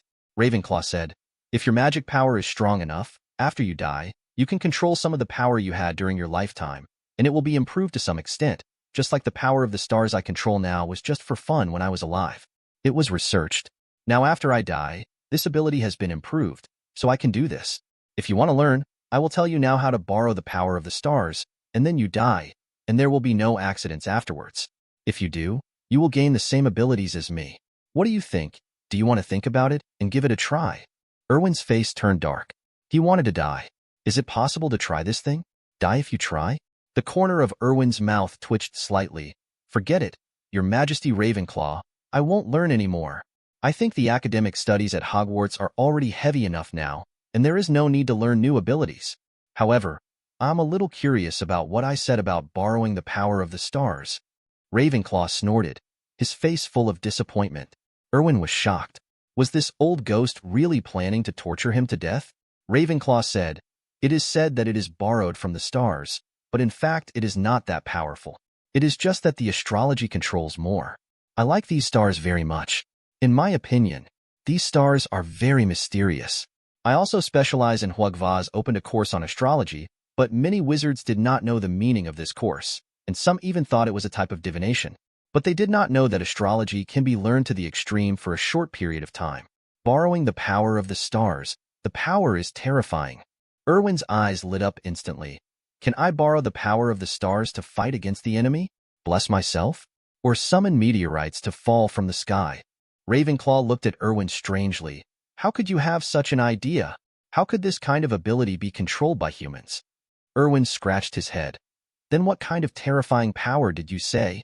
"Your Majesty," Ravenclaw said, "don't you think it's particularly beautiful to bathe in the starlight?" Erwin was stunned. "Except for this, nothing else?" Ravenclaw said, "Of course not. In fact, there is another most powerful ability." Erwin looked forward to it again. Sure enough, he knew that none of the four giants' abilities were simple. Ravenclaw said proudly, "I found that the power of astrology can make people's skin better, and it seems to have a beauty effect. Unfortunately, I got sick and died a little early. Otherwise, I think I would become a member of the wizarding world, the first person whose appearance lasts forever." Erwin was helpless. "Where are all these things?" "That's it? Why are you so proud?" Erwin's hanging heart finally died at this moment. Sure enough, he shouldn't expect too much from Ravenclaw. This female ghost was sent by Merlin to punish him. Erwin said, "Your Majesty, I think we should talk about inheritance."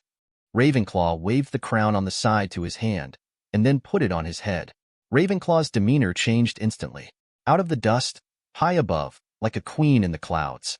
Erwin couldn't look straight at it for a moment. Does this crown have any blessings? Why did his temperament change so much before and after? Ravenclaw waved, and a mirror edged with stars appeared in front of her. Ravenclaw adjusted the crown on his head in front of the mirror. After hearing Erwin's words, he said casually, "What inheritance?" Erwin's eyes widened instantly. Isn't this old ghost trying to default on his debt? Advertisement? No, this is Ravenclaw. Why is there still such a thing as defaulting on debt? Erwin said with a dark face. "Your Majesty, we agreed." Ravenclaw waved the mirror and disappeared. "Oh yes, inheritance. Okay, now that you have found the crown, then I, Rowena Ravenclaw, in the name of one of the founders of Hogwarts, will activate the Ravenclaw inheritance qualification for you. Next, you need to pass the test to obtain the Ravenclaw inheritance. So, little wizard, are you willing to start your own test?" Erwin looked at Ravenclaw strangely. Why do these things this guy says sound so much like an NPC issuing a mission in an online game? It feels so weird for no reason. The Ravenclaw noticed Erwin's expression, said, "This is a process that must be followed. Well, your consent is no longer needed. The test begins. Remember, we are from the lakeside. We are wise and knowledgeable, and we love to study. Likewise, we are different from ordinary people. We are far-sighted. Our name is Ravenclaw. The trials begin." The next moment, Ravenclaw waved his hands in front of his face, and in an instant, the starlight in the entire space was mobilized by Ravenclaw. Gathering in front of Ravenclaw, among the stars, a study-style building was built. The next second, Ravenclaw waved his hand. Erwin didn't have a chance to react, and his figure flew into the air, was placed in the study. Then, the space closes. After Erwin experienced a brief period of confusion, the figure has appeared in front of a desk. Erwin looked around curiously. In addition to a desk and a chair, there was also a bed next to the wall. There are tall bookshelves and ladders around, and all the bookshelves are filled with books. Erwin frowned slightly. What should he do next? But after waiting for several minutes, there was no sound. Erwin is numb. Is this a trial? But what are the conditions for passing the trial? At the same time, the outside world. Ravenclaw's figure was slightly unreal. I wiped my forehead and wondered if there was any sweat there. Ravenclaw murmured. Starting the inheritance consumes too much energy. I don't know if this kid can pass the test. If he can't pass it, it will take 10 years to start the trial again. However, this kid is quite smart. And he is much more patient than the average little wizard, so it shouldn't be a problem. Wait, no. I forgot to tell this kid the conditions for passing the trial. Ravenclaw suddenly thought of this. My whole body feels bad. Shake his head. This kid is quite smart. He should be able to figure it out on his own. Maybe. Forget it. Leave him alone. I don't know how long it will take this kid. I'll find something to do too. As he said that, Ravenclaw grabbed his hand in the void, but the next moment, Ravenclaw's expression changed slightly, looking at his empty palms. It's broken. I forgot to take it out. That kid. Isn't it too early to get into that book now? You'd better pay attention to it. Don't ruin this kid. Chapter 165. At this time, Erwin, after a brief period of confusion, I have begun to think about what this trial is going to be like. Fumbling his chin, Erwin thought of a possibility. In fact, this scene is quite familiar. I still remember that Erling Shun also gave Qin Xiang such a treatment, that is, to let Qin Xiang read a lot of books, then learn knowledge, and finally achieve success in learning and improve himself. Erwin estimated that this trial should have similar meaning. Just let him read these books, understand the truth, and then integrate all the knowledge. According to the settings of general novels and TV series, the time here is different from that outside. Erwin felt that he had hit the mark, and there should be nothing wrong with him. If that's the case, let's start watching. Erwin has never been afraid of reading, or in other words, as the soul of Daxia, Erwin has never hated learning. In particular, studying can increase his strength. Erwin randomly pulled out a book from the bookshelf, the Encyclopedia of Fantastic Beasts. Erwin turned the pages of the book. A bookmark happened to fall off. Erwin picked it up, glanced at it, and threw it aside. What a crap thing that affects his learning. Erwin flipped through the books, his eyes getting brighter as he read. This book is much more comprehensive than the textbooks they bought. It lists almost all magical animals, including their habits and gathering places. Including the knowledge about the gathering place of unicorns that Voldemort told him can also be found in it. In addition, there are diagrams that indicate which items on magical animals are useful. There are also collection techniques and what magic potions can be used. It's simply too comprehensive. Erwin was happy to see Hunting Heart. As he began to read carefully, a large amount of knowledge poured into Erwin's mind. At this time, Ravenclaw outside frowned. Boy, what does this mean? Shouldn't we be looking for clues? Wisdom, extraordinary wisdom is wealth. You have to answer the question. Why did this boy start reading? Suddenly, Ravenclaw's eyes widened. Is this kid going to finish reading these books? He's probably going astray. How much energy does this consume? Ravenclaw was a little anxious, so he planned to use administrator rights again to remind Erwin. Advertisement, however, when Ravenclaw was about to take action. In the void, a foggy figure suddenly began to condense. Ravenclaw's aura changed instantly. A pair of eyes full of ferocious color. Presumptuous. Who dares to invade my place? The next moment, the foggy figure condensed successfully. The figure of an old man appeared. He was holding a wooden staff in his hand, and his old face looked like dead wood, but his eyes were shining brightly. This combination looks very strange. The dying body has the eyes of a dragon and a tiger. Roina, you still have such a bad temper. The starlight condensed in Ravenclaw's hand suddenly dissipated, and he said in surprise, Hey, why are you so old? The next moment, the scepter in the old man's hand was lightly tapped, and then the old look on his body faded away, revealing the face of a young man. I've lived for too long, always trying to fit in with my own age. Ravenclaw said, It's such an enviable ability. To be honest, is it really impossible to copy your ability of a mortal appearance? I really want to learn it. The young man smiled and shook his head. I haven't seen you for so many years, and you're still like this. I told you, you can copy it, but you need to pay a lot. If you were willing, you wouldn't have died. Ravenclaw waved his hand. Forget it, of course. If I can exchange it for Salazar Slytherin's head, I am actually willing. Unfortunately, it is not possible. The young man shook his head with a wry smile. You should know the reason for my coming. Ravenclaw pointed to the study scene in front of him. For this little guy? That's right. Just for him. I hope you won't interfere with him and let him learn more. Ravenclaw said, This is simple. As long as you provide energy, I don't think this is a troublesome thing for you. However, I am curious about what you're going to do. There are 2 bloodlines in his body. This seems to be the same as what you said at the beginning was not consistent with what we said. The young man said, There is no way. Tigers also take naps, don't they? I selected those people at the beginning, but unfortunately, when I wasn't paying attention, that guy took advantage of me. This led to him. Variables, but that's fine. Since they exist, they are reasonable. According to Daxia people, everything is law and is destined. Maybe he can really end all of this, right? Ravenclaw rolled his eyes. I don't know this. I only know that you seem to have become a little abnormal after you let those people in Daxia kick you. If it doesn't work, why don't you just follow what that person said? Abandon everything you are doing now and go to Daxia to further your studies. If you had followed what that person in Daxia did, many things might have been solved long ago. A flash of embarrassment flashed across the young man's face. Daxia is such a terrifying country. I've considered what you said. Daxia's attacks are too cruel, and I don't want to get to that point.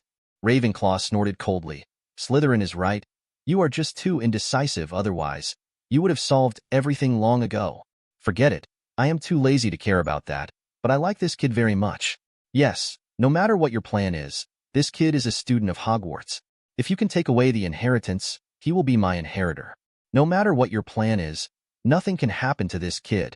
The young man nodded. Of course, I think the same as you. Don't worry, you know me, Rowena. My purpose has always been to solve the problem. I don't want to see this problem dealt with in the most boring process. Someone is hurt. A cold look flashed across Ravenclaw's face. Really? Then why don't you explain to me how Slytherin and Gryffindor died? Forget it, the matter is over.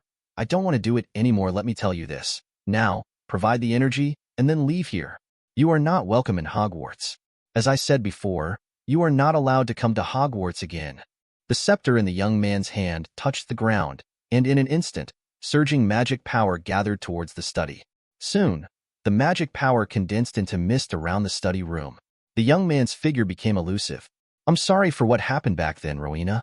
I didn't want to, and I want to make up for it, but you know I can't leave now. I will give you an explanation after everything is settled. Chapter 166. After saying that, the young man's figure disappeared directly from the spot. Ravenclaw looked at Erwin, who was reading in the study, and was lost in thought for a long time. After an unknown amount of time, Ravenclaw let out a melodious sigh. There was unconcealable sadness deep in his eyes. In the study, Erwin didn't know how much time had passed. All he knew was that there were more and more books at his feet. Erwin seemed to be stuck in an endless cycle these days, reading, and reading. After I was tired from reading, I took a nap in bed. Fortunately, the days in this study are different from those in Chenxiang's cave. Erwin didn't grow up either. Speaking of which, Erwin was quite disappointed. He also wanted to see if he would become more and more handsome as he grew up. Erwin had read most of the bookshelf before he knew it. Erwin also learned a lot of things he had not learned before. It can be said that Erwin is only in the first grade now, but in terms of knowledge reserve, those 7th grade wizards who are about to graduate are all younger brothers. All Erwin lacks now is practice. A lot of knowledge accumulated in Erwin's mind. Erwin would also use his time before bed to digest this knowledge. He really felt that this Ravenclaw trial was really profitable. Regardless of how he inherited it later, Erwin felt that his trip was worthwhile just by talking about the knowledge stored in his mind. On the desk next to it, there are more and more bookmarks. Erwin threw it aside in a mess, not taking it seriously at all. An unknown amount of time passed in the blink of an eye. In space, Ravenclaw watched as the magic lingering outside the study became less and less. I felt a little anxious. This boy is really different from the others. He is actually almost finished reading those books. The most important thing is that he can really keep his temper. This is not something a young wizard of this age can have. Maybe you can really end everything. However, it seems that the energy is not enough. I hope you can hurry up, otherwise I will have to take you out by force. Time passed bit by bit. On this day, Erwin put down the books in his hands. Then he breathed a sigh of relief. I don't know how long it took, but I finally finished reading these books. With 2 large bookshelves full, Erwin didn't even know how many books he had read. From magical animals, to herbs, to magic potions. Erwin also read 2 magic books, which contained some commonly used magic spells. This resulted in Erwin now having a long list of curses when he opened his personal panel, although they are all 1st level.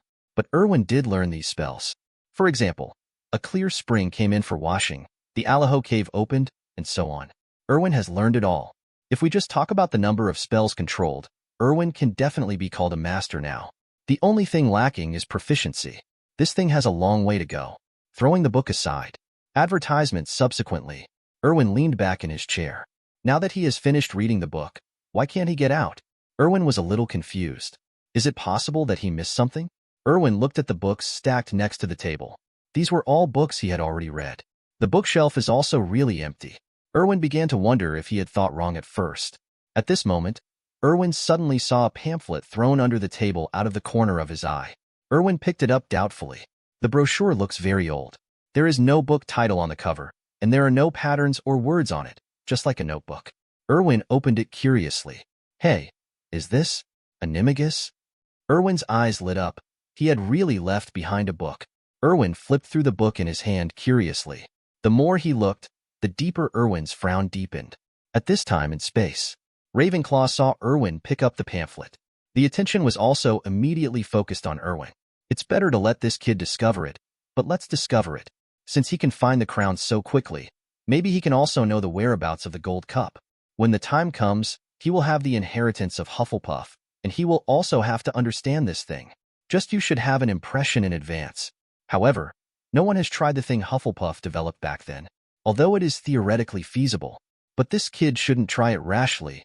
At this time, Erwin was very confused, because the method recorded in this book seems to be different from the orthodox Animagus. Although Erwin is not yet old enough to learn Animagus, Professor McGonagall wouldn't teach him either. But Erwin, who had not read the original work, was still somewhat impressed by Animagus learning methods. You need to hold a single mandrake leaf in your mouth for a month. During this period, you cannot swallow the leaf or take it out of your mouth. Otherwise, you will have to start over. After a month, take out the leaves, fill a crystal bottle with saliva, put the mandrake leaves in it, and then absorb the moonlight. If you are unlucky and catch a cloudy day, you have to start again and then add there is still a teaspoon of dew in the learner's hair. The dew must be in a place that has not been exposed to sunlight and has not been in contact with people for 7 days. Finally, add the pupa of the grimace hawkmoth and put it in a quiet and dark place until the next electricity. Days of thunder and lightning.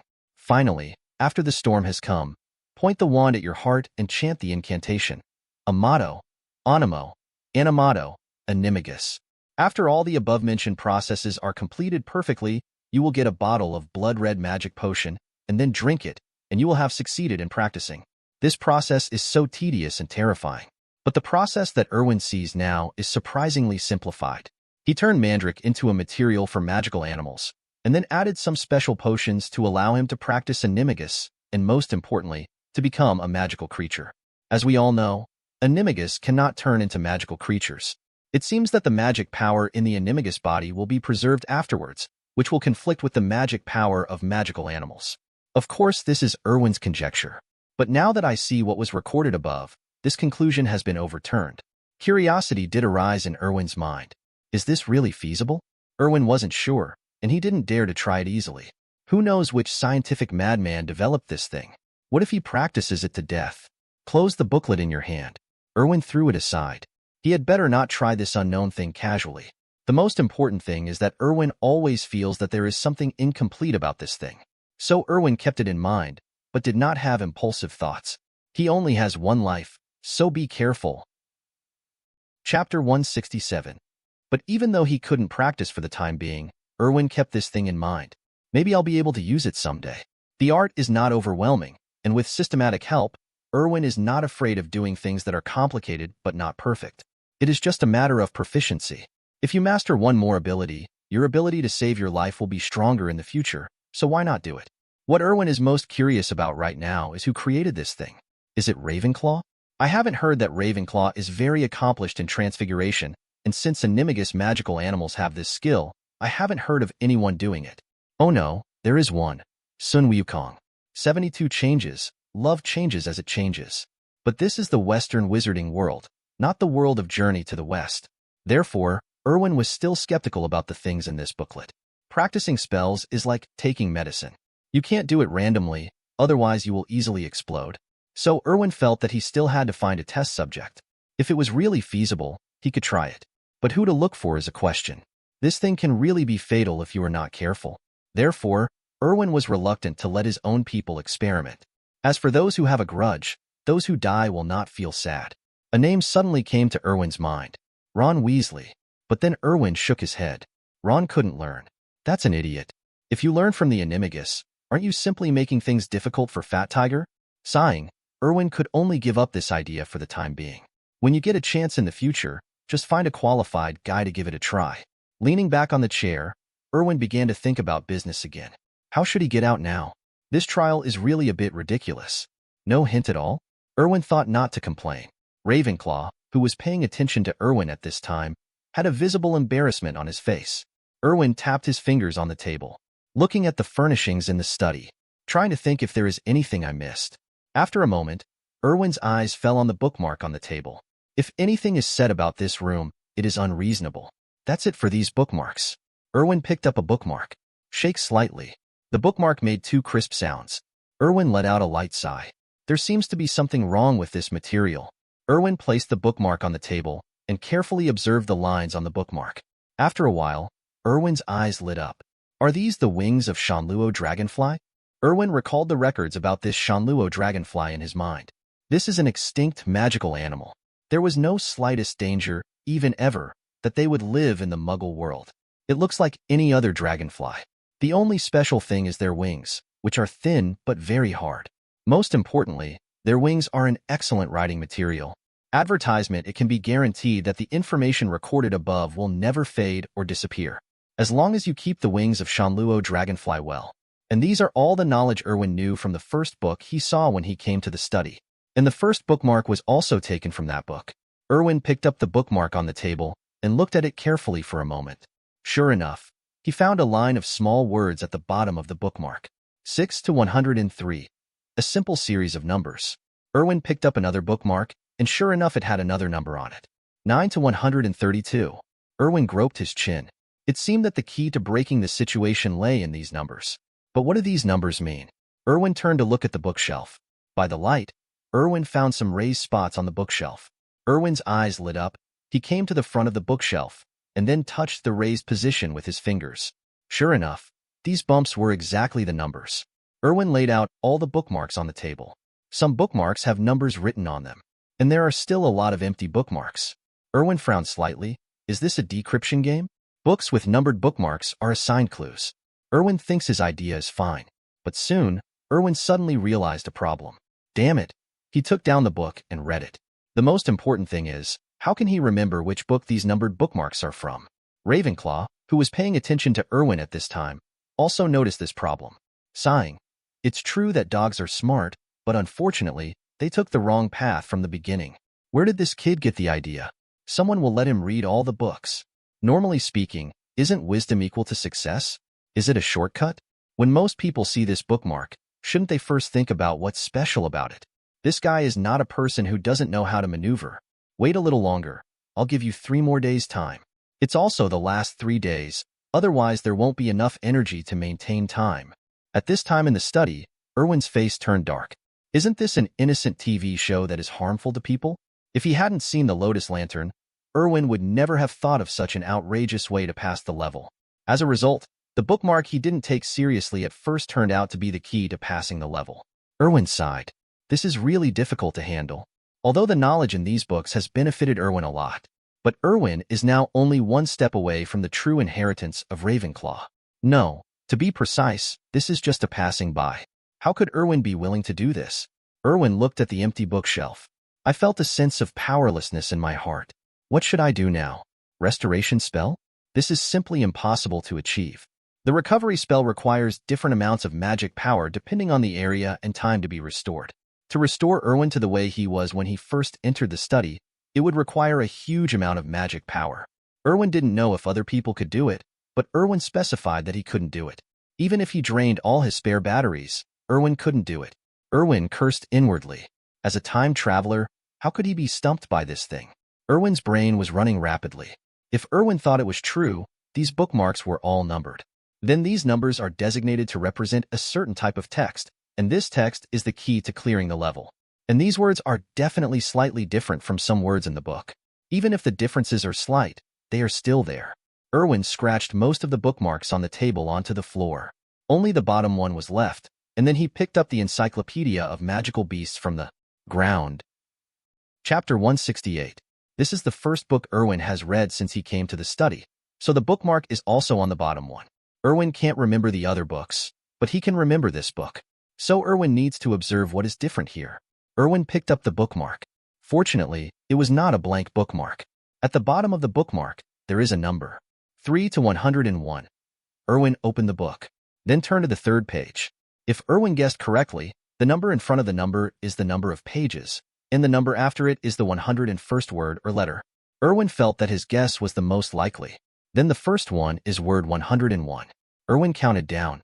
Until the entire page was counted, Erwin had counted more than 70 words in total. So, these 101 are letters. Erwin started counting again.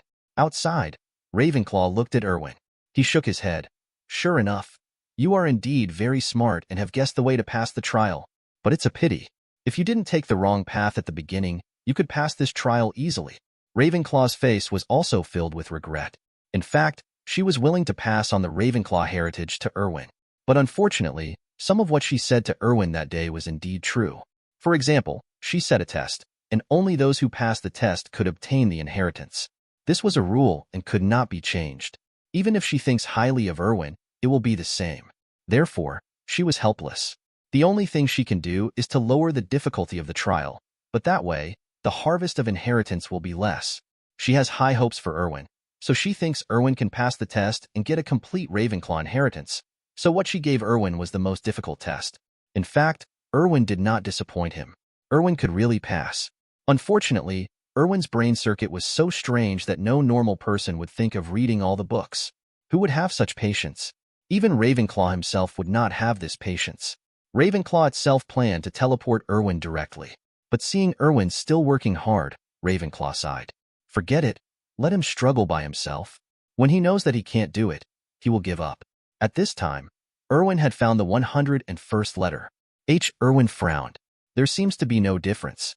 Erwin thought for a moment, and then mobilized the magic power in his body. The next moment, the H letter seemed to be activated after feeling the magic. A ray of magic power was absorbed from Erwin's body. Then, the letter soared directly into the sky, flashing blue fluorescence. It fell on the wall of the study room. The fluorescence gradually dissipated, and H was imprinted on the wall. Erwin's eyes lit up. It turns out that's what happened. Erwin understood. In this case, Erwin seems to have a solution. This letter will absorb magic power. As long as Erwin keeps the magic power gathered at his fingertips, although the magic power will be consumed, he can cast a wide net and use the stupidest method. Advertisement. Erwin thought he could give it a try. Thinking of this, Erwin threw the book aside. He picked up another book from the ground, wrapped his fingers with magic power, and began to slide over the sentences in the book. After turning a few pages, Erwin suddenly felt a trace of his magic power being taken away, and then the same scene. The blue light flew up into the sky with the letter R and landed on the wall. Erwin raised the corners of his mouth. It works. Outside, Ravenclaw saw this scene. Already guessed Erwin's thoughts. Ravenclaw shook his head. The method is indeed good, and it is the only method that can be used now. But doesn't this kid consider his own magic power? How much magic power can an 11-year-old wizard have? In this magic potion, an era that has been extinct? He doesn't have time to recover his magic power. Forget it. Let this kid try it by himself. When he finds out that it's impossible, he will give up. Ravenclaw is a soul, so she cannot detect the amount of magic in Erwin's body. She also didn't know that Erwin was cheating. He has spare batteries. As time goes by, there are more and more words on the wall. Ravenclaw's expression had changed. Why does this kid have such high magic power? Does the dragon speaker bloodline enhance magic power?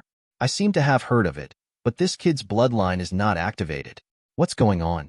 Is it because of another bloodline power? These two femoral blood can actually produce such an effect? Ravenclaw was puzzled. She already knew a lot. She has seen too many strange things, but she has never seen anything so strange. Erwin didn't know what Ravenclaw was thinking. Looking at the books that have been screened out by myself, I felt the magic in my body again. Erwin did the math.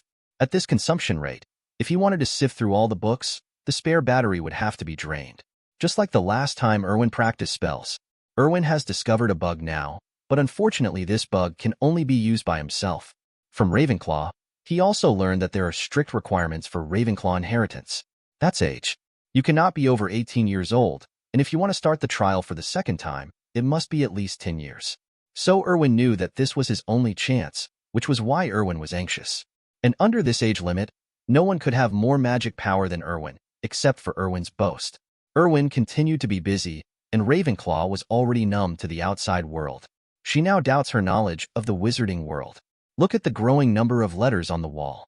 Ravenclaw was confused. Did Erwin actually get through this trial like this? Can this amount of magic power really be possessed by a little wizard?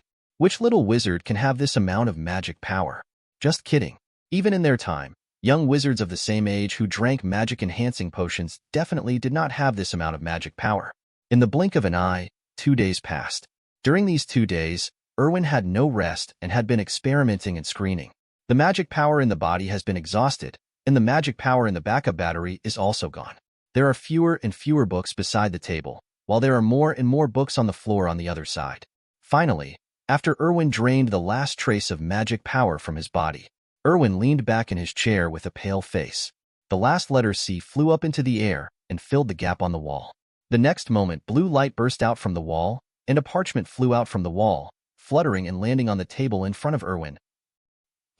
Chapter 169. To the outside world, Ravenclaw has gone silent. She never expected that Erwin would actually pass this test, still using such an unreasonable method. No, pigeons, isn't this simply a disease? Trials are meant to test people's wisdom, and Erwin was better off because he managed to get through it purely by using his outrageous magic power. This is just like when taking an exam. Everyone answers the questions in a formal manner. Erwin relied on his own strength to give the teacher a beating, and then asked the teacher to give him a score directly. What kind of behavior is this? This is purely blind behavior. Ravenclaw said he was tired, really tired, although Erwin has proven his intelligence. But Ravenclaw still felt as if there were millions of complaints that he had no place to complain about. It's so uncomfortable. She was very satisfied with Erwin, the heir to the inheritance, but through the trial, Ravenclaw said that she was really dissatisfied. At this time, Erwin picked up the parchment on the table, checked out the content above. I already understand in my heart that this is the true inheritance of Ravenclaw and what it is specifically. Erwin was going to take a look now.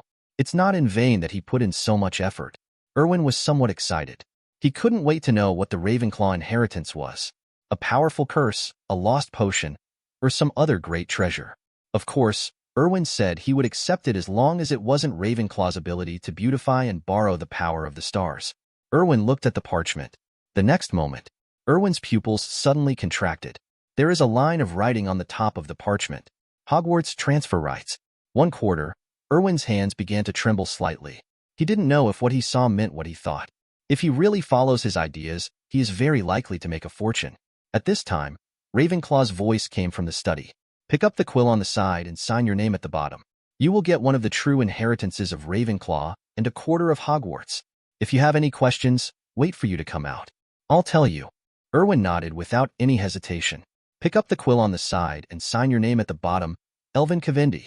The next moment, the parchment burned, and then the ashes condensed into a blue eagle-shaped mark, rushing towards Erwin's forehead. Erwin didn't wait for a reaction. Advertisement: the blue eagle-shaped mark penetrated directly into Erwin's eyebrows. Then, a floor plan of Hogwarts suddenly appeared in Erwin's mind. Some parts are blue, and Erwin can feel that he has absolute control over these blue parts. In addition, there are 3 areas: red, silver, and yellow. After the floor plan disappeared, Erwin opened his eyes. The study slowly collapsed and turned into dots of starlight. Erwin's body appeared under the starry sky environment again. He met Ravenclaw's somewhat complicated gaze. Ravenclaw said, "Have you ever drank magic potion?" Erwin said, "I think I drank it. However, what I drank was the reduced version." Ravenclaw frowned. "Is that so? Forget it. I'm too lazy to ask you. Let's talk about your doubts first." Erwin said, What is the ownership of Hogwarts?" Ravenclaw said, "You should know that Hogwarts is different from all other buildings. It is alive." Erwin nodded. Erwin already knew this. You can see it from things like the stairs and the room of requirement. Hogwarts is a castle with ideas. It seems a bit nonsense to say this, but it is the truth. Hogwarts really has a mind of its own. Ravenclaw said, "You should be able to know many unusual places in Hogwarts now, such as the room of requirement, which has many hidden rooms, tunnels, etc. You have never thought about these. Why do places exist?" Erwin asked in confusion. "Didn't you and the other big 4 build it and deliberately left it there to make it more interesting?" Ravenclaw rolled his eyes. "You seem to be sick." Erwin suddenly became anxious. This old ghost actually cursed. Ginseng and rooster. She ginseng and rooster. Ravenclaw said, "If Hogwarts was built by us, Our purpose is to train students, avoid muggles, and allow wizards to have a habitat. Why do we leave those tunnels and the like? This is not for all the teachers looking for trouble? Erwin was stunned for a moment. It makes sense. Those tunnels and hidden rooms did add a lot of fun to the students of Hogwarts, but they also added a lot of trouble to the teachers. Just talking about the night tour gave many teachers a headache. Among them, the Weasley twins were named. They know too many tunnels and so on, so they can always avoid others' sight and cause trouble. Erwin asked in confusion, "Listen to what you just said. Hogwarts was not built by you? But according to the history of Hogwarts, this Hogwarts castle was built by you and several other Big Four. Could it be that the school history is wrong?" Ravenclaw said, "The four of us are the ones who discovered Hogwarts castle, so when we recruit teachers later, of course they will think that we built it. This is the origin of the history of Hogwarts." Erwin understood what co-authorship was all about. Erwin wondered, "Then what's going on with the ownership of Hogwarts?" Ravenclaw said, "You should know the situation at that time. Many wizards showed their power and were rejected by muggles, or even killed. With no other choice, the four of us wanted to find a stable place for the wizarding world to live. Later, we discovered the Hogwarts castle. When we came, the Hogwarts castle was already here. The four of us passed the test of the Hogwarts castle and became the first Hogwarts. The owner of this, and this is why the four of us can control Hogwarts, but no one else can, because they are not recognized by Hogwarts, nor have they been granted ownership rights by Hogwarts." Erwin thought for a moment. "So, if a person can control Hogwarts, he has ownership of Hogwarts?" Ravenclaw nodded. "Yes, you should be talking about the current principal of Hogwarts. I know him. He has been to the Forbidden Forest, and he also knows my existence. It's just that he is older, cannot accept my inheritance, but he should have obtained the Gryffindor inheritance." Chapter 170. Erwin was surprised. "So, the legacy left by the Big Four is the ownership of Hogwarts?" Ravenclaw said, "It's just one of them. It's also the most valuable thing among them. Believe me, Hogwarts is more valuable than you think. Hogwarts is a castle, but it is also a castle, a weapon, or a fortress. You can study the details later when you have the opportunity." Erwin nodded. "Your Majesty, do you know what Slytherin's heritage is?" Ravenclaw was stunned for a moment, and then suddenly realized, "Yes, you are a student of Slytherin, and you are so outstanding, and you are far more powerful than your peers. You have a chance to get Slytherin's inheritance. That guys, the concept has always adhered to the principle that the strong controls everything, so the test is also the most severe. I don't know what he left behind, but I have a guess. According to his character, his inheritance will be related to strength. It should be it can greatly increase your strength." Erwin understood that this was what happened. Erwin continued to ask, "Then, is the booklet about Animagus I saw in the study real? Is it really feasible?" Ravenclaw was silent for a moment and said, "It works." Erwin's eyes lit up. "Has anyone tried it?" Ravenclaw shook his head. "No, in fact, this view and practice method were proposed by Hufflepuff, but before her death, this practice method was not perfected. According to her, there are some the loopholes need to be perfected. I don't know if she has perfected them. If you can get the Hufflepuff heritage, maybe you have the opportunity to meet her, and you can ask her personally, but before that, I advise you not to take risks to practice. Because even I don't know if there will be any unknown consequences if you practice like this." Erwin nodded. Of course he would not practice rashly. You only have one life. Erwin cherishes his life. Ravenclaw said, "It's almost time. Do you still have any questions?" Erwin said, "Yes, what is going on in that study room? Although I have no concept of time in there, judging from my daily body functions, I should have stayed there for a long time." Ravenclaw nodded. "You feel right. You spent 10 years in the study." Erwin was shocked. 10 years? Seeing Erwin's expression, Ravenclaw took the initiative to explain. "But don't worry, the outside world has only passed for about an hour. This is the treasure I got from Dacia. They call this a formation. Yes, take the opportunity to go to Dacia. The magic of Dacia is far beyond your imagination. If it weren't for them, forget it. Let's not talk about this. If you don't have any questions, I will give you other Ravenclaw inheritances." "Got it," Erwin said. "Last question, Your Majesty. When you were doing this trial, didn't you plan to give some tips to the people who were trying to pass the level? If it were anyone else, I don't think they would be able to complete the trial." Embarrassment flashed across the Ravenclaw's face. "Okay, since you have no problem, let's continue." Erwin keenly saw the embarrassment on Ravenclaw's face. Sure enough, he guessed right. This kind of trial could not be guessed by himself at all. It was specified that there should be a reminder, but this old ghost just forgot. Ravenclaw waved his hand, and the crown floated into the air. Ravenclaw said, "My inheritance is also my real inheritance. It is Ravenclaw's crown, or in other words, how to use Ravenclaw's crown." A trace of sadness flashed across Ravenclaw's face as he looked at the crown floating in midair. Subsequently, the crown slowly fell on Erwin's head. The sapphire was placed on Erwin's forehead. In the next moment, an eagle's cry came from Erwin's body. Above the crown, an aqua-blue eagle flew above Erwin's head. Advertisement. Erwin felt his mind clear for a moment. Thoughts flow freely. This feeling is indescribable, as if my brain has been washed. The original feeling of exhaustion from not sleeping in the past 2 days was gone. Ravenclaw said, "This is the inheritance of Ravenclaw." Ravenclaw's crown does have special abilities, but its abilities are tied to the ownership of Hogwarts. Only by getting Hogwarts, only with this right of ownership, can you use the special ability of the crown. Erwin understood instantly, so the legend was true. The crown of Ravenclaw can indeed make people calmer, clearer-minded, and smarter. Helena did want to gain Ravenclaw's abilities when she stole the crown, but she was not recognized by Hogwarts. This resulted in her being unable to use the crown even though she stole it. Later others thought it was just a legend. The crown does not have those special abilities. The reason why those legends spread is because it is Ravenclaw's crown. Erwin asked, "Your Majesty, why didn't you hand over the authority of Hogwarts to Ms. Helena?" Ravenclaw said, "Because of the rules, Hogwarts is alive. It will choose the people it recognizes. Just like we have completed the trial, the new controller also needs to complete the trial. I asked Helena, I came back just to let her try it, but you know the result." Erwin said nothing. How should I put it? This mother and daughter are really difficult to comment on. Helena is like the kind of heir to a wealthy family. She wants to prove herself. Just like Erwin said, she didn't want people to see her outside and just say that he was the daughter of Ravenclaw. But she wants to prove herself and let others think of her value when they mention her. It's not just a second-generation ancestor who is ignorant. There were too many legends about the crown, and Helena believed it. So she stole the crown to prove that she was no weaker than Ravenclaw.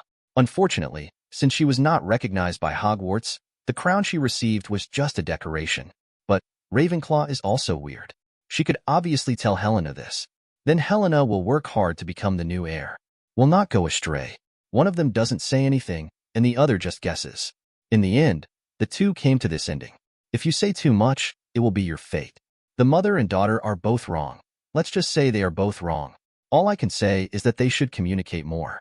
Ravenclaw said, "Okay, I'll leave all your inheritance to you. Make good use of the crown. Believe me, you will have special gains. Now, I need to possess the crown. You take me to Hog. Come on, Waz. I want to meet Helena." Erwin nodded. "Of course, as you wish." Chapter 171. Ravenclaw's body flashed, turning into starlight and pouring directly into the crown on Erwin's head. Erwin touched the crown on his head. Don't tell me, being a spirit is quite convenient. With a thought in Erwin's mind, the crown disappeared, effectively becoming invisible. This is also what Erwin learned about the crown's ability after he obtained it. It's quite convenient. Although the crown changes into the shape of a men's crown after it reaches Erwin's head, Erwin is not used to showing off with such a thing. How outrageous! It's not like he wants to ascend the throne. Do you think you are not conspicuous enough by wearing such a thing? Erwin wouldn't do it with a conspicuous package. Erwin looked around and suddenly realized a problem. How should he get out? Erwin was helpless. "Your Majesty, are you asleep?" Ravenclaw's voice sounded in Erwin's heart. "You can communicate with me directly in your heart. I am now attached to the crown, and the crown recognizes you as its master. You can communicate with me directly in your heart, and I can hear it." Erwin nodded. "Well, how should I get out?" "In the crown space." Ravenclaw was embarrassed again. She forgot about it. The next moment, Ravenclaw emerged from the crown. With a click of a finger, the starry sky and space immediately shattered.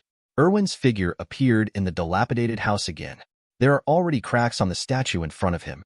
Erwin wondered, "Your Majesty, this statue?" Ravenclaw said, "Without my power, it has been baptized by time and is on the verge of collapse. Don't worry about it. I'm going back. I can't leave the crown too far. Take the time to take me to see Helena." Erwin nodded. Ravenclaw's soul disappeared immediately. Erwin looked at the place where Ravenclaw disappeared, and he seemed to have ignored a question. Does this count as kidnapping Ravenclaw? Is this my portable grandpa? No, Grandma. Voldemort's plan to transform his portable grandfather hasn't even started yet, but Ravenclaw has successfully abducted him? Isn't this blood money? What an unexpected bonus. Erwin, come out of the cabin. Looking at the bright moon hanging high in the sky, I stretched. But it finally came out that Dasha's formation was flawed. I have been there for 10 years, but my magic power has not increased. This is very unreasonable. If magic power can grow inside, Erwin will make a lot of money. If this entire formation stayed for 180 years, he would dare to fight Dumbledore after he came out. The magic power in the body is empty. Erwin couldn't disapparate, so he simply planned to walk back. Once you get out of the Forbidden Forest, you should have recovered some of your magic power, and then you can apparate back to the dormitory. As for taking Ravenclaw to meet Helena, Erwin thought we should talk about it when we have time. Judging from what Ravenclaw said just now, she herself was not actually ready. Otherwise, Ravenclaw could have asked Erwin to take her directly to see Helena, rather than saying that I will go again when I have time. So Erwin decided to let Ravenclaw make preparations. Who knows what this mother-daughter meeting will be like? Walking in the Forbidden Forest, Erwin did not worry about his own safety. Without the magic power, he still has Gatling. If there are any magical animals that can't open their eyes, Erwin will let them know the power of technology. Walking to a place not far from the exit of the Forbidden Forest, Erwin snapped his fingers and returned directly to his dormitory. Advertisement looking at his soft big bed. Erwin was inexplicably moved. He really missed his big bed so much. After changing the sheets, Erwin fell directly onto the bed. Slytherin's dormitory has been rebuilt. Erwin was startled. Your Majesty, could you please stop making such a sudden noise? It's so scary. Erwin just finished speaking. As the stars flashed, Ravenclaw's figure appeared directly. Come to the window. Looking at the Black Lake below. What a nostalgic place. Although it is not as beautiful as Ravenclaw or as tasteful as Ravenclaw, Hogwarts still makes people feel so nostalgic. Erwin's face darkened slightly.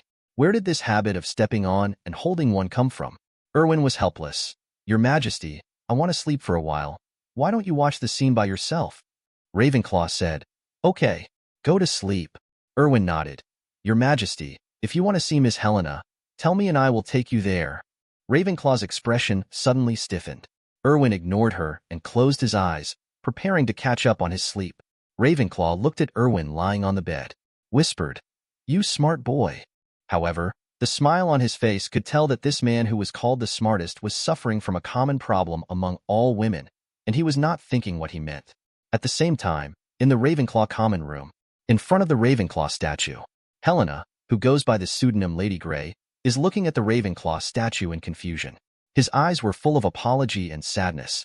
At this moment, a starlight suddenly flashed above the statue. Helena was suddenly shocked.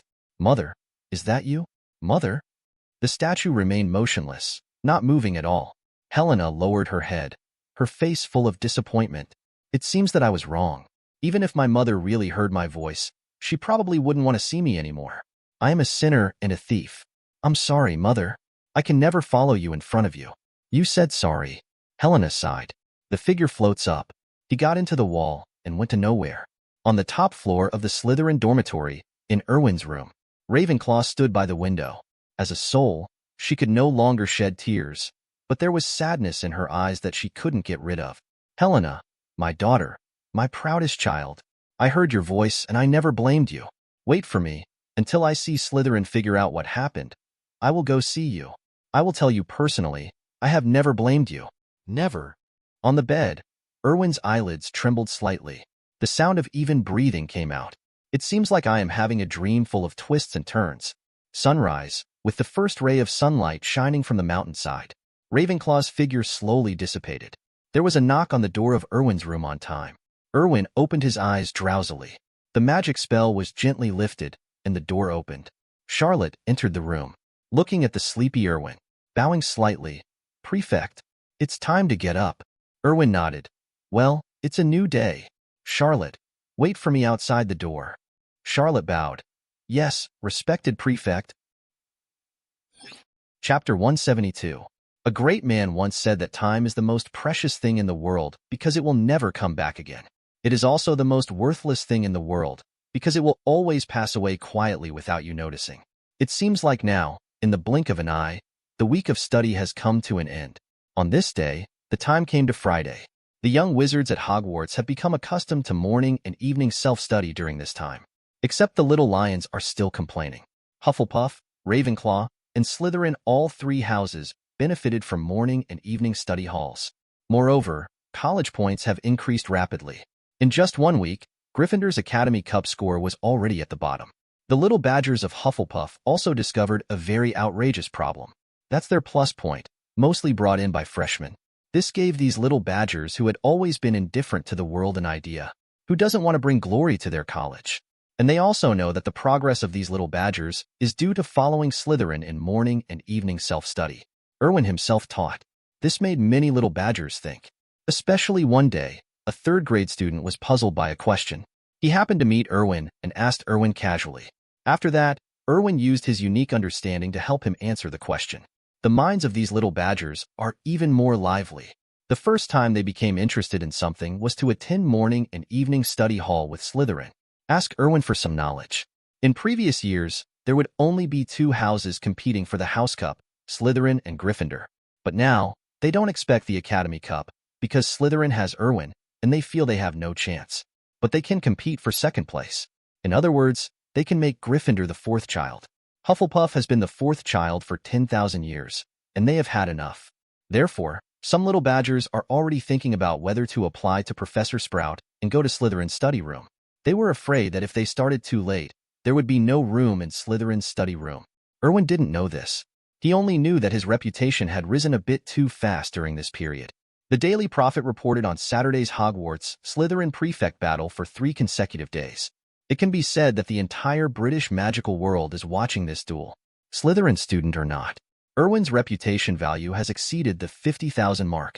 Now it's 50,000. But this morning, Erwin was in class, but strangely found that his reputation was increasing at a terrifying speed. It soon broke through the 100,000 mark and started to advance towards 150,000. This made Erwin startled, fearing that his system was broken. By the time he went to the auditorium for dinner at noon, Erwin's reputation had reached 135,000 points. And it's still growing. Erwin estimates that if he continues at this rate, by nightfall, Erwin's reputation will directly exceed 200,000. The most important thing is that Erwin doesn't know where this reputation comes from. While Erwin was eating the boiled cabbage that McGee spent almost a whole day making, an owl flapped its wings into the auditorium. He held a package in his paws. The other little wizards were a little surprised. Why did the owl bring something at this time? Today is not the day to collect things. Who is it for? Erwin was also a little curious as to who was breaking the rules. The time for collecting packages at Hogwarts is fixed. Otherwise, an owl would fly in at every turn. Wouldn't it be a mess? Advertisement the next moment. The owl's talons loosened. The package fell directly into Erwin's arms. Erwin was stunned for a moment and thought, this unruly person is me.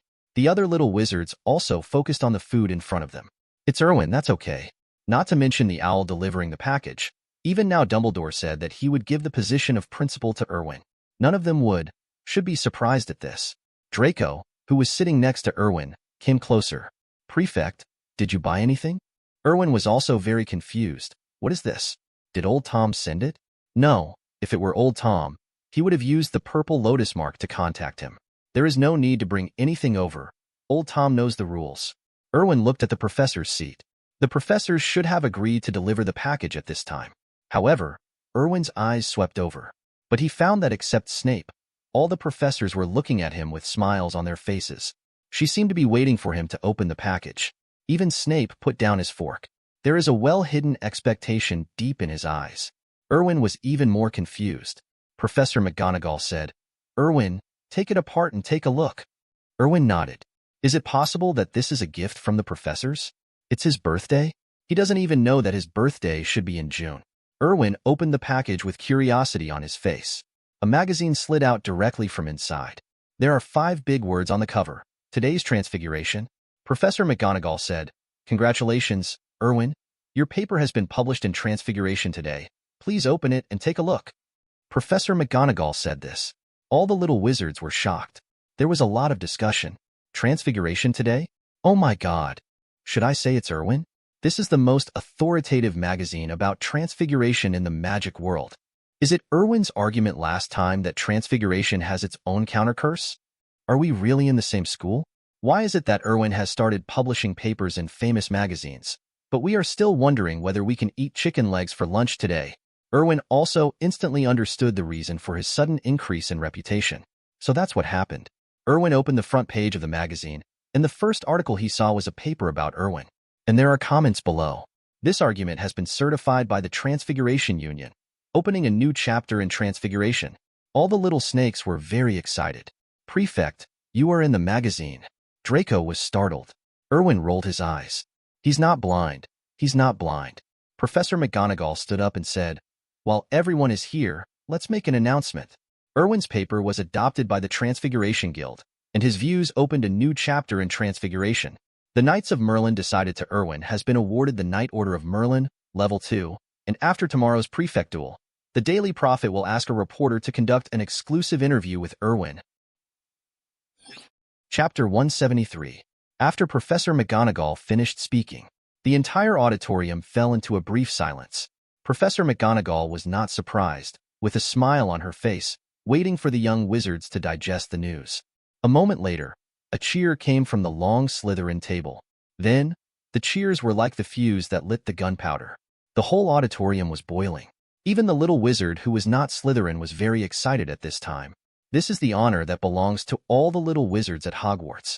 There was too much news for them to digest in Professor McGonagall's words. Erwin's papers, Transfiguration Guild, Order of Merlin 2nd Class, and exclusive interview. Exclusive interview with the Daily Prophet.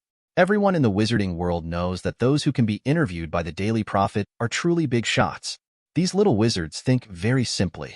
If Erwin succeeds, they will also have face outside. They are Erwin's classmates, and many of them have been taught by Erwin himself. This is glory. Erwin was also smiling at this time. Erwin didn't pay attention to the others, but what really mattered to Erwin was the fame behind these news. However, Erwin was a little confused about this medal of the Knights of Merlin. Just relying on this, it seems a bit not enough to get the medal of the Knights of Merlin, or the second-level medal. Although, the gold content of this medal is extremely low. As far as Erwin knew, there was a certain talent from the Black family who donated money in exchange for a second-level medal. But if there wasn't any special deal, it would still be a bit difficult to obtain this medal. Therefore, Erwin was a little curious as to how this Order of Merlin medal passed the review of the Order of Merlin. Erwin didn't put any money either. At this moment, Erwin seemed to have thought of something. Look at Professor McGonagall. Professor McGonagall had a smile on her face. Erwin had a guess in his mind that Professor McGonagall should have contributed a lot to his second-level medal. But what the specific situation was, Erwin had to wait until later to ask his godfather. All the little wizards in the auditorium had to make a fuss for half an hour before they went back to take a nap, one after another under the order of Professor McGonagall. Professor McGonagall didn't come to communicate with Erwin, and Erwin was happy about it. After all, there are some things that he hasn't understood yet. Inside Snape's office, Erwin was sitting at the table waiting for Snape to return. Advertisement: Our Bat Professor seems a little busy these 2 days. Sometimes Erwin comes over at night and Snape is not there. Only the potion was simmering on the cauldron. Erwin didn't have to wait too long. Snape returned to his office. After seeing Erwin, I was not surprised at all. Ignore Erwin. Instead, he came to the crucible. He glanced at the potion in the pot. Then, he took down a crystal bottle from the shelf nearby. 2 drops of juice were poured into the crucible. Then, 2 bubbles popped out of the potion in the crucible. Snape closed the lid and simmered over low heat. I have to say that Snape's actions always reminded Erwin of stewed pig's trotters. I can't say they are very similar. I can only say they are exactly the same. Snape sat at the table and said, "You're here for the second-class medal?" Erwin nodded. Well, although the medals of the Knights of Merlin are now very low in gold content, it seems that this second-level medal is not so easy to give to me. Snape said, "It's Professor McGonagall. She is one of the evaluators for the Order of Merlin's Order of Merlin. She overcame all objections and gave you this second-level medal. In her opinion, your thesis is about transfiguration, a revolution." Erwin understood that it was indeed Professor McGonagall. However, Professor McGonagall is actually the selector of the Knights of Merlin? Erwin asked. Professor McGonagall is the selector for the Order of Merlin? What does that mean? Snape said, "During the holidays, you will go to the location of the Knights of Merlin to receive honors. It doesn't matter if I tell you in advance. Do you know the origin of the Knights of Merlin?" Erwin thought for a moment. I read some books, and it said that the Knights of Merlin was founded by Merlin. It should have been called the Knights of Merlin at first. Later, as time went by, more and more people in it changed their name to the Knights of Merlin. Snape nodded. After King Arthur's last battle, Merlin, alias Amirez, defeated Morgana. After that battle, the Knights of the Round Table were all killed and injured. Although Morgana was defeated, there were still many wizards. It played a vital role in that battle. King Arthur could not directly eliminate the magic world, so he asked Merlin to solve the magic world, or to restrain the magic world. Moreover, he gave Merlin the qualification to confer a title, Sir Merlin. As a result, Merlin took these wizards and hid them in the magical world. Later, as time passed and Merlin disappeared, the Knights of Merlin became an organization similar to the Holy See in the Muggle world. Wizards who have made contributions to the world will be registered in a register, awarded medals, and will look for the best among them to establish a selection committee for the Knights of Merlin. Professor McGonagall is the leader in contemporary transfiguration, so naturally he is among them. Erwin pondered for a moment. If that's what it says, Godfather, are you also in it? Snape nodded. Yes, I am among them. I am also one of the selectors. Erwin understood. Now the so-called Knights of Merlin are like the Chamber of Commerce in the Muggle world. To attract talents, those who are strong in each different category will become the judges. Snape said, this time, your medal has nothing to do with me, because you contributed to transfiguration, not potions, so I just voted for it. Erwin nodded. That's enough. Thank you, Godfather. Snape shook his head. Don't thank me. I wanted to vote against it at first. Because for you, there will be a lot of dangers in showing your edge so early. But after tomorrow, you can't continue to hide it. Although the gold content of the Knights of Merlin's medal is very low now, it can barely be regarded as a talisman. At least many people don't dare to attack you openly. They still have to worry about the reputation of the Knights of Merlin. Erwin smiled and said, it doesn't matter. People who can really deal with me will not ignore me just because I don't have the medal of the Knights of Merlin. For them, the medal of the Knights of Merlin has no restrictions. Force. Snape nodded. As long as you understand this, do you have any other questions? Erwin shook his head. No more, Godfather. Snape looked at Erwin. In that case, then, Erwin, tell me what happened to Quirrell. Chapter 174. Erwin was stunned for a moment. There was some astonishment in his eyes. Snape said coldly, do you think that I wouldn't notice at all that he drank my potion and had a secret hand arranged by me? Erwin shook his head. No, Godfather. You misunderstood. I have never doubted this. When I gave Professor Quirrell the potion, I thought you would know it. What surprises me is that you don't know Professor Quirrell's situation. Snape frowned and said, what's the situation with Quirrell? What's the situation? Is he a servant of the Dark Lord? Erwin looked at Snape's expression. I understood instantly. Snape really didn't know this. Erwin said, that's not very accurate. To be precise, the Dark Lord is possessing Quirrell.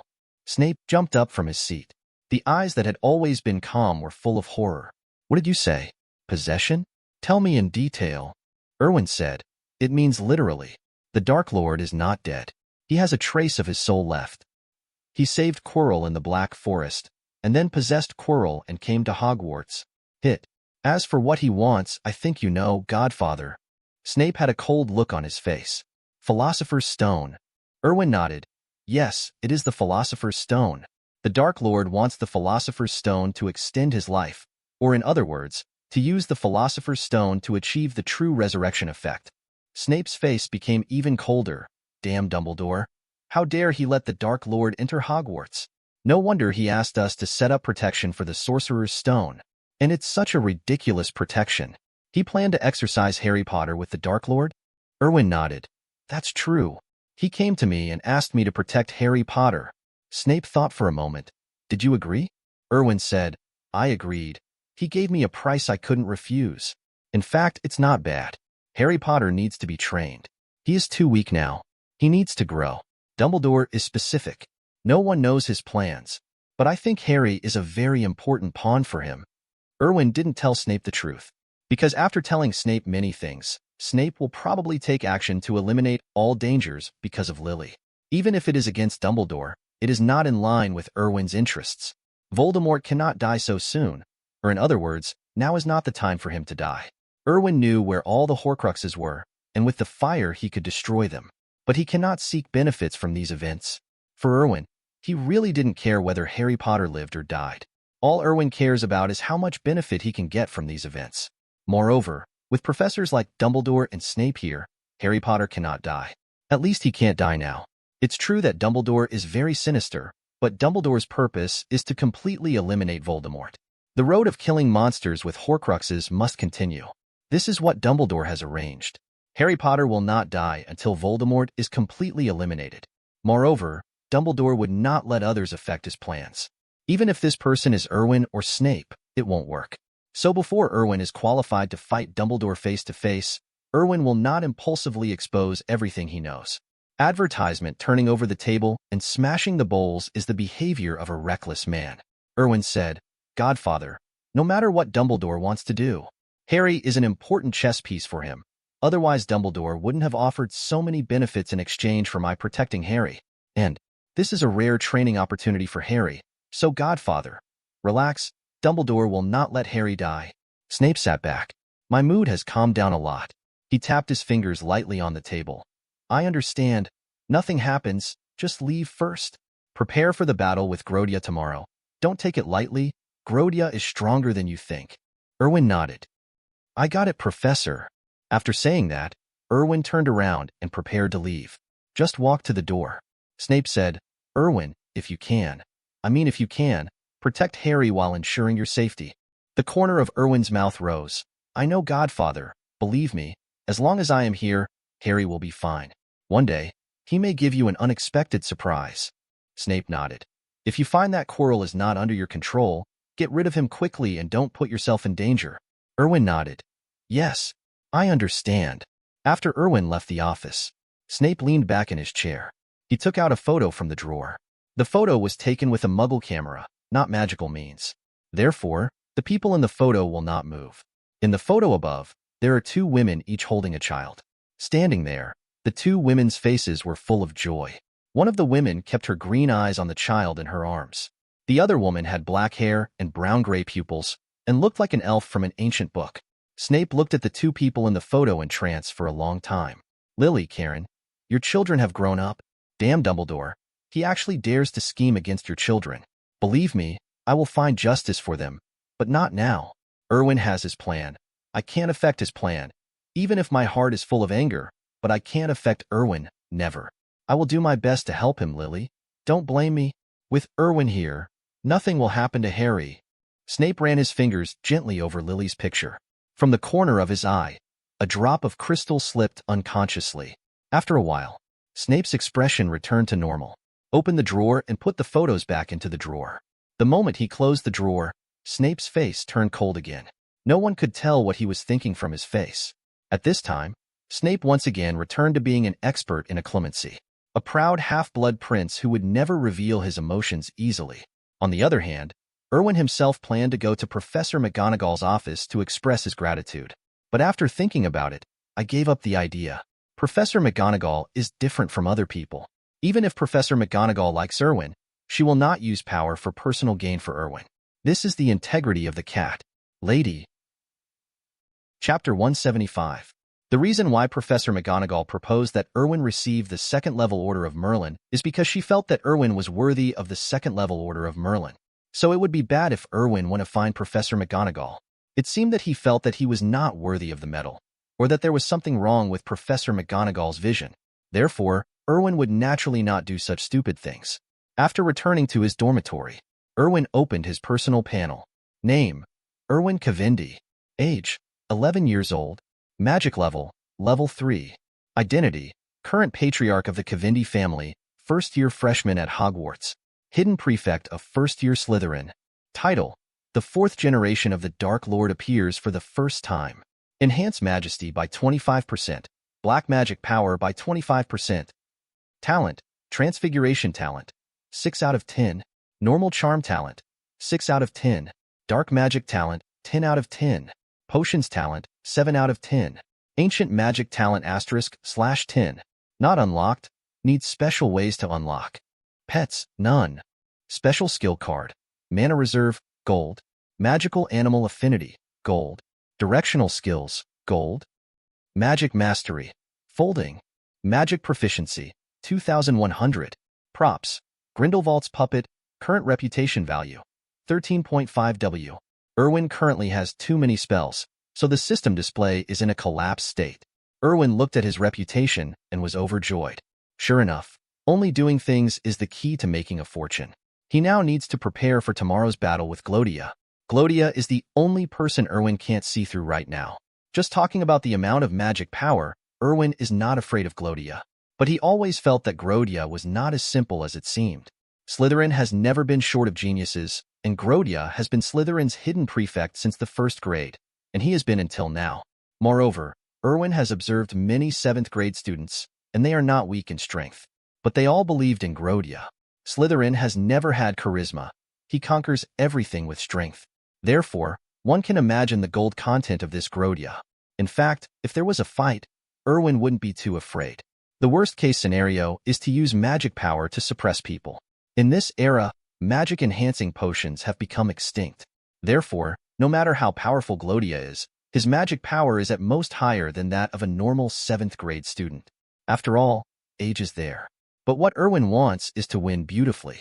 To put it simply, Erwin wanted to show off.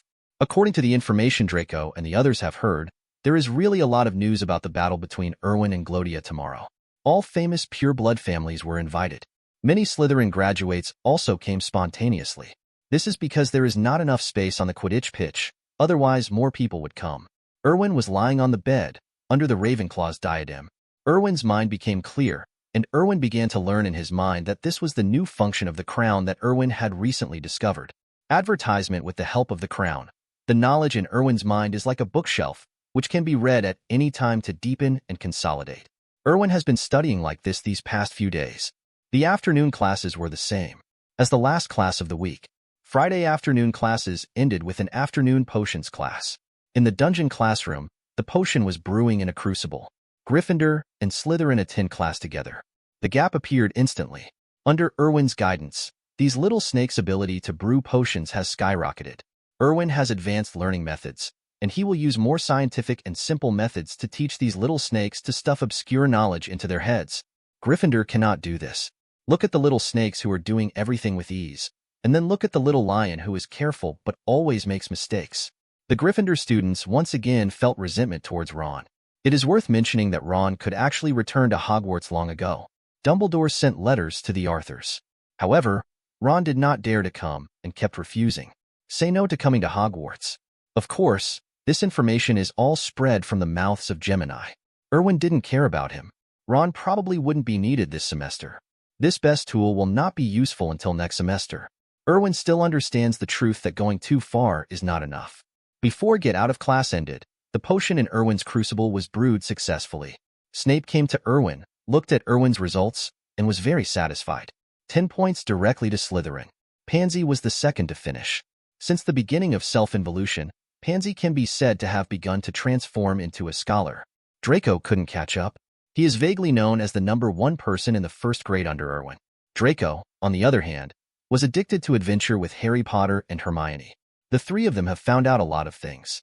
But there are still some things that need to be verified. Erwin felt that the old Malfoy should transfer some money to him. Erwin worked for a long time and set up many games. Ron was also eliminated from the trio. The new trio made Draco grow very quickly. This guy's brain, which has rarely been used in 10,000 years, suddenly became enlightened. From Hermione, Erwin heard that Draco had been really good lately, and Draco had found many clues.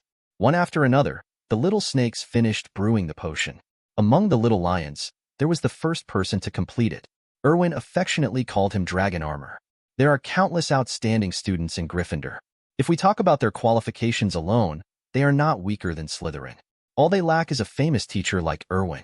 At the end of the whole day's course, all the little wizards were very happy. In addition to the fact that tomorrow is the weekend, the most important thing is that tomorrow is the duel between Erwin and Glodia. The original Quidditch matches have been postponed. Therefore, what these little wizards talked about all day long was about tomorrow's duel. In the evening, after evening self-study, Erwin stood in front of the window of his dormitory, looking at the black lake below. I don't know what I am thinking. Starlight poured into the room, and the figure of Ravenclaw appeared beside Erwin. Little guy, you seem a little nervous. Take a day off tomorrow to prepare the plot of the Prefect's challenge, and try to write it as well as possible. This thing is a bit difficult to write. Thanks for watching. You can find the next videos in the playlist linked in the info card, directly on my channel, or right here on the screen. And as always, if you have any feedback, feel free to share it in the comments too.